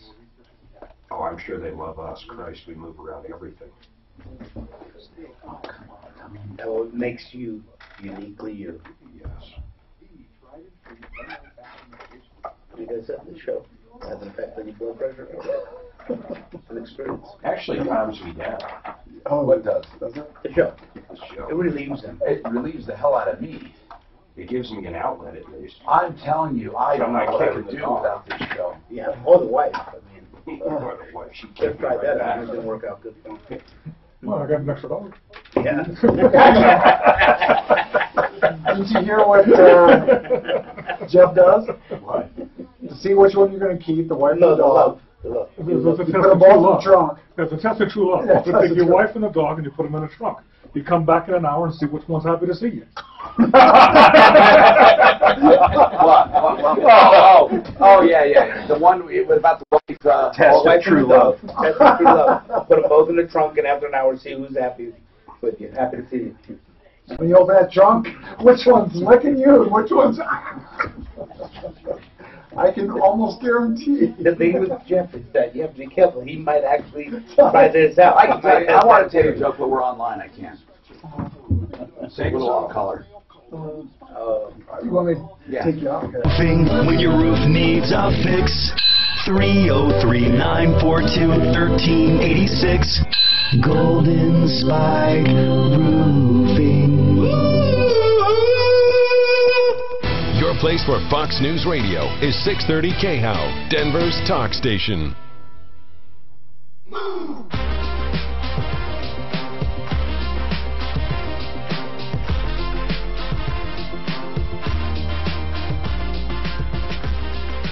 Hi, Tom Martino, your troubleshooter, 303-713-TALK, 713-8255. Bill has a... Whoops, he's not Bill. Bill has a question. I don't know who's on for. I just took it by mistake. Who's Bill? What's your question, sir? Hey, I was wondering, when looking at brand new cars, how much markup is on the stickers? Okay, that's a fair question. Well, we know that usually, we know for sure, there's about a 2 or 3% holdback for dealers in most every car, which means the dealer at the end of the year gets a manufacturer's check for each unit, right, Rolly? Well, there's two different kinds. You always have the 3% holdback if you're a GM dealer. But Toyota has a holdback. They all do. It all doesn't mean anything anymore because people just go into the holdback and everything. But there is on the sticker a 2% or 3% built in. Yes. Okay. So if you sold it at the invoice, you're going to pick up 3%. And I'm not talking about the sticker, but at the invoice. Yeah. At invoice. Yeah. Okay. Yeah. So sticker refers to the Baroni sticker. The sticker is in the MSRP. That's MSR, suggested the retail price. So you have MSRP, and then you have invoice. But Rolly, what truly is an invoice? Is it what you literally paid for that car? Yes. Okay. And it includes what? Everything, transportation, and everything? Yeah, everything. And even if there's any, a lot of different areas have an association, an advertising association built in. Usually it's 1%. Okay. It's all. But that invoice is for that unit's cost to you. Add up to literally, if you go under the invoice, you get into that 3%. Yes. And then behind that, you have nothing. It's literally going into your pocket. You're losing money. Okay. Now, if you floor plan these, which most dealers do, yes. That means, and I'm going to let you talk, but that means that you are paying an interest on the money to keep those cars on the lot. Yes, and after a certain period of time, that interest was going to eat up whatever that 3% No, that's is. what I'm going to say. So technically, if you have a $40,000 invoice sitting there, you're paying what a floor plan could be what interest rate? Roughly. 4. Okay, 4%. so if it's 4%, you're paying on that car right there, just that $40,000 car, $133 a month. Yeah, something like that. To keep that car there. Yeah. So depending on the price of the car. Yeah, certainly. Well, that's about $40,000. So if you have that car for 6 months, you would never have it for 6 months, would you? You try not. Well, you could easily have a car for 6 months if. But you're into that car for almost another 1,000 almost. So, I mean, you've got turn inventory. That's the name of it. So now, inventory. wait, that brings up something from a previous caller, though. The one that didn't get the title on the new vehicle, if that thing was floor planned and he hadn't been making his floor plan payments, can they hold the title? They might be holding the title off premises, yes. Yeah. They do hold titles sometimes, but they also allow dealers to hold the title, right? Right. But they have a lien on it. Now, Bill, what is, you want to know then, other than that 3%, the invoice, then what he wants to know is, let's say the invoice, give me an exact, would an invoice be like a 36, or is it usually 36 something, or let's just say, like the cars, there you can find one for about 36 something. Let's say for 36,000 invoice, you have built into that 3%. How much on top of 36 then do you sell? Over invoice. Now you used to be, for years we added 2% to the vehicle, and that was it. That's the only deal we had. So you had 2% on top of that. That deal's just out the window. So it was 2% plus 3. That was 5% altogether. We were operating on 5% total. But that's out the window. You actually do less anymore. now. You can't do that anymore. You can't even do 2%. Internet has just. I won't say it has leveled the playing field, but you could shop. You could sit in your living room and shop all day long, and you can beat people's prices down to where. But Rolly, it just gets man. to be ridiculous. You're only talking about $700 on a $36,000 invoice. You're only talking about $720. You mean to tell me that you don't mark up that car more than that? No. Are you kidding me? I mean, really? Yeah. And I wonder, is it cheaper to operate now than it was back then when you could make 5%?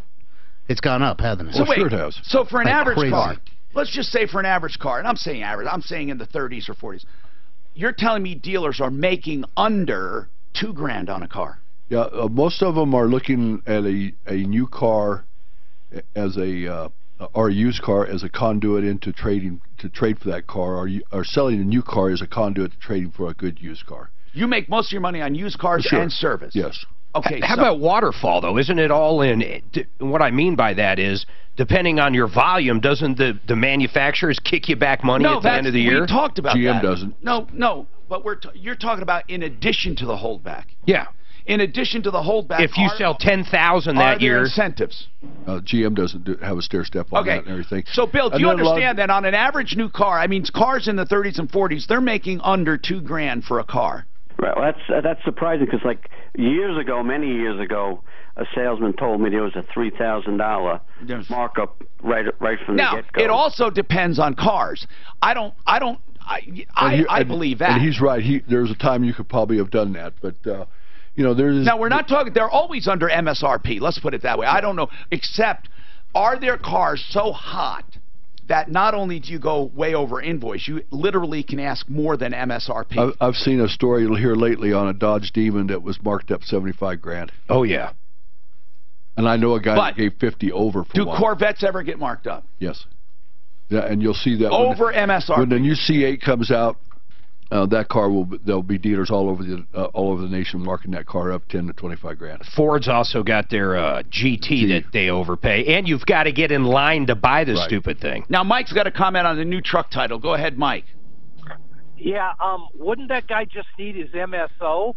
Yeah, that's what he should have been given. He should have been given the MSO with all the appropriate paperwork attached to it for application for title and all that.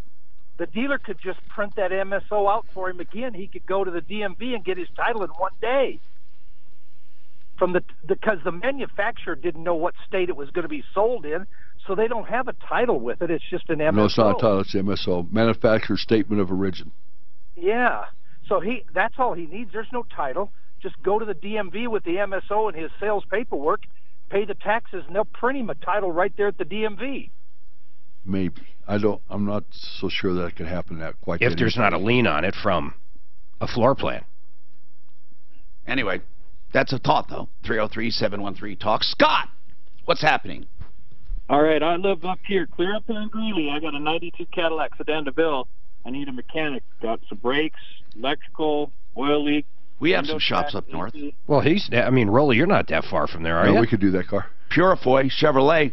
Plus, don't we have, though, weren't there some shops up north we had up there? I thought we had. I think we do. Let me look. But Purifoy Chevrolet, you go down Highway 52, he's right. You're up, what, if he's in Greeley, 34? he's 25 miles from us at on Highway 85. Well, But anything, the older GM Does products 34, like we 34 go east and west up there, right? 34 goes east and west out of Greeley. So he goes 34 to 85? Well, you go south? just 85. Yeah, you go 34, picks up 85 or 25. But the easiest way just come down 85 to Fort Lupton. It's 25 miles. But any of the older GM stuff we can certainly work on. For sure, and they do a great job. 303-713-TALK. Claudia, what's happening? Hands-on Auto Tech's another one up there. Yeah, Hands-on Auto Tech. Claudia, what's happening? Hello. I have a classic car, and I am looking... What year? 1953 Crown Victoria. Yeah. And I am looking for someone who can go through it. A car has not been started since my partner passed away 9 years ago. I got to say something. Yeah. Yes. We had a call just like this on a vehicle 2 weeks ago. Oh, okay. They brought it down to Al, and he sent me pictures of what the gas tank looked like after sitting for how long was it, Al? It was ridiculous. Within 18 years? It was a long time. It was unbelievable. Okay. And they could have destroyed the car trying to start that thing. Right. I don't want to do that, and I want to have somebody that actually knows how to work on the older cars. Okay, first of all, Cast Iron Recovery would be the tow shop, $75 for the tow. Cast Iron Recovery. Okay. Mention the Martino Show or the referral list. Just find them on referral list, yeah. Right. Okay. And then you tell them where you want to go, and then where would you go? Where are you? I'm in Commerce City, actually. Well, you're real close to a company called, it's a street rod shop, but they do a lot of neat stuff over there. It's called Zoomers. For old cars? Yeah, they'll do it. They could do that. What's the name again? Zoomers. Sheridan's. Zoomers. Sheridan's not that far. Sheridan Auto Tech is another one. We have a lot of good shops up there. Would you go to referrallist.com, please, and just look up there. And they'll tow it. Cast Iron will tow it anywhere, anyhow, for that 75, so it's not going to really matter. Yeah, we have people that have been on for a long time. I got to put she's it literally within 3 or 4 reason. miles from whereas she at Commerce City. She's just literally right there where the Zoomers was at. Maria, what's happening? Yes, I called Wednesday about appliances to live in the place that we lived in. Well, wait. Is this the place where you bought the appliances? No. I called because I didn't know if we should leave our own appliances, but that has nothing to do with That's what I meant. You own the appliances. Yes, but that's not what I'm calling. Okay. We put an application for another rental, and they denied us. We got to be out of there by tomorrow. I've got a sister that's developmentally disabled. I have 5 stints. Now, wait a minute. Did you know you were going to be rejected, or did you assume you were going to get it? Well, we assumed we were going to get it because everything was fine. Then what happened? What happened? They just said that our credit score wasn't good, and it was when we tried to rent. What is your credit score? Do you know? Mine is 640, and my husband's is more than that. Huh. And the paper said anybody with 610 would qualify. Oh, no. Yeah, and the thing is there any way I can tell my current landlord that we need more time because listen. Here's the I'm just going to tell you the facts. It's called a holdover. And what you need to do, and you said last time you called these were wonderful people. They are. Then you may not have to do this, but a holdover is simply where you tell the judge if they try to evict you, we cannot leave. We'd be on the street. My sister's developmentally, disabled, and we can't do it, and we have to stay. We're trying to find a place, or you just work it out with them. But the answer is yes. People do it all the time. I mean, I doubt a judge would let them physically, literally remove you if there's disabilities involved. We have more coming right up. This report is brought to you by Life. Police and tow. Somebody's mic's on. Somebody's mic's on. Who would it be? Yeah, it's all around us. Active responsibility. This is nice from Frank. Look what he just said. Sent.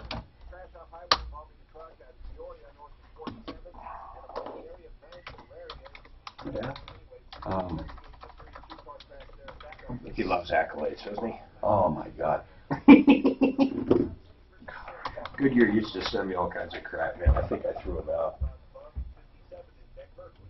Pickering's. He's up. Oh, Randy Pickering. They're good people. They've been with us for years. Randy's a good friend. Randy, right? Randy.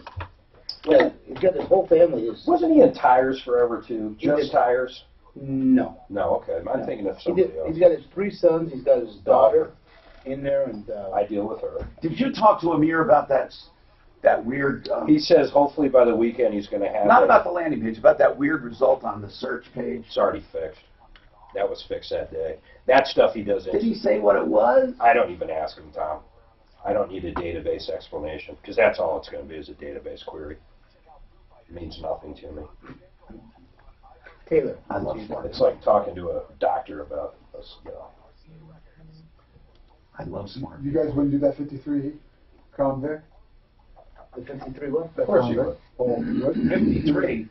Wasn't that a 53 they were talking? Was it a 53? Yeah. Yeah. Oh my God! That's why Rolly was saying. Okay, that's a big fender. That was a real special. Yeah, that was a big fender. Big kind of like with the rear lights. Super. I see. I was wondering, well, is it like a Lincoln? Like in the 53 Crown Vic. Cool car. They must have It's quit a very making cool them, car. right? Quit making Crown Vics for a while, and they started them back up. And It's no Hyundai.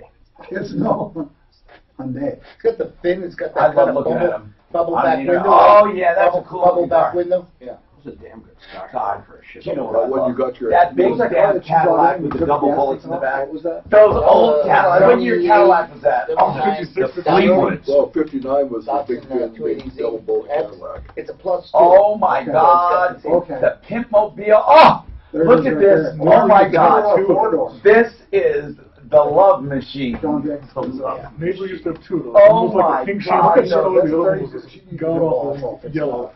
Look at this car! Can you believe it? I think the dashes in these cars. Oh are just my sexy. God! Look at the instrumentation that's before they just Yeah. Look Classic. at Rolling. I mean, it looks like a great car. now. Could you? That's the year? That That's would be the one. something. Yeah, that's it. That is both. There's a $30,000 lot of car right really there. cool course, retro rods. That's restored. Completely restored, yeah. How much? 30 grand. Those big giant fins in the back are so fun. Well, That was the biggest fin car ever. Oh, They got more than The biggest fin? Yeah. Yeah, you were making a Those are the statement, words weren't you? the father spends half his life making perfect, he croaks, and the kid has in the paper the next day. Yeah, it's that car. I'll tell you what. Well, it's still so much play back then. Wait till you see what your kid does with your Hyundai. Look at how much fun here. My God, they better stay in the family. Oh my God. The room in a Cadillac. I mean, you could sit 8 people across. What year car? Well, 19. That was a 92 Cadillac. You guys have to look at 1959 Cadillac. Oh, 59 Cadillac is one of the best years of the Cadillac. That's the sexiest car. Oh my God. Rear quarter though. Hi, Tom Martino here. Let's get to it quickly. Stan, what's going on with you, Stan?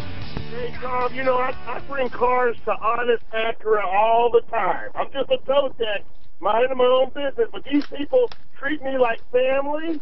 They're always nice and courteous. Their shop is clean. I go there, I joke with them. They know when I come in there, they're going to know who I am. But I just wanted to throw that out Well, there. that means a lot. Really Thank you, That Stan. means a lot, Stan. Thank you so much. Honest Accurate Auto in Colorado Springs, 2 locations.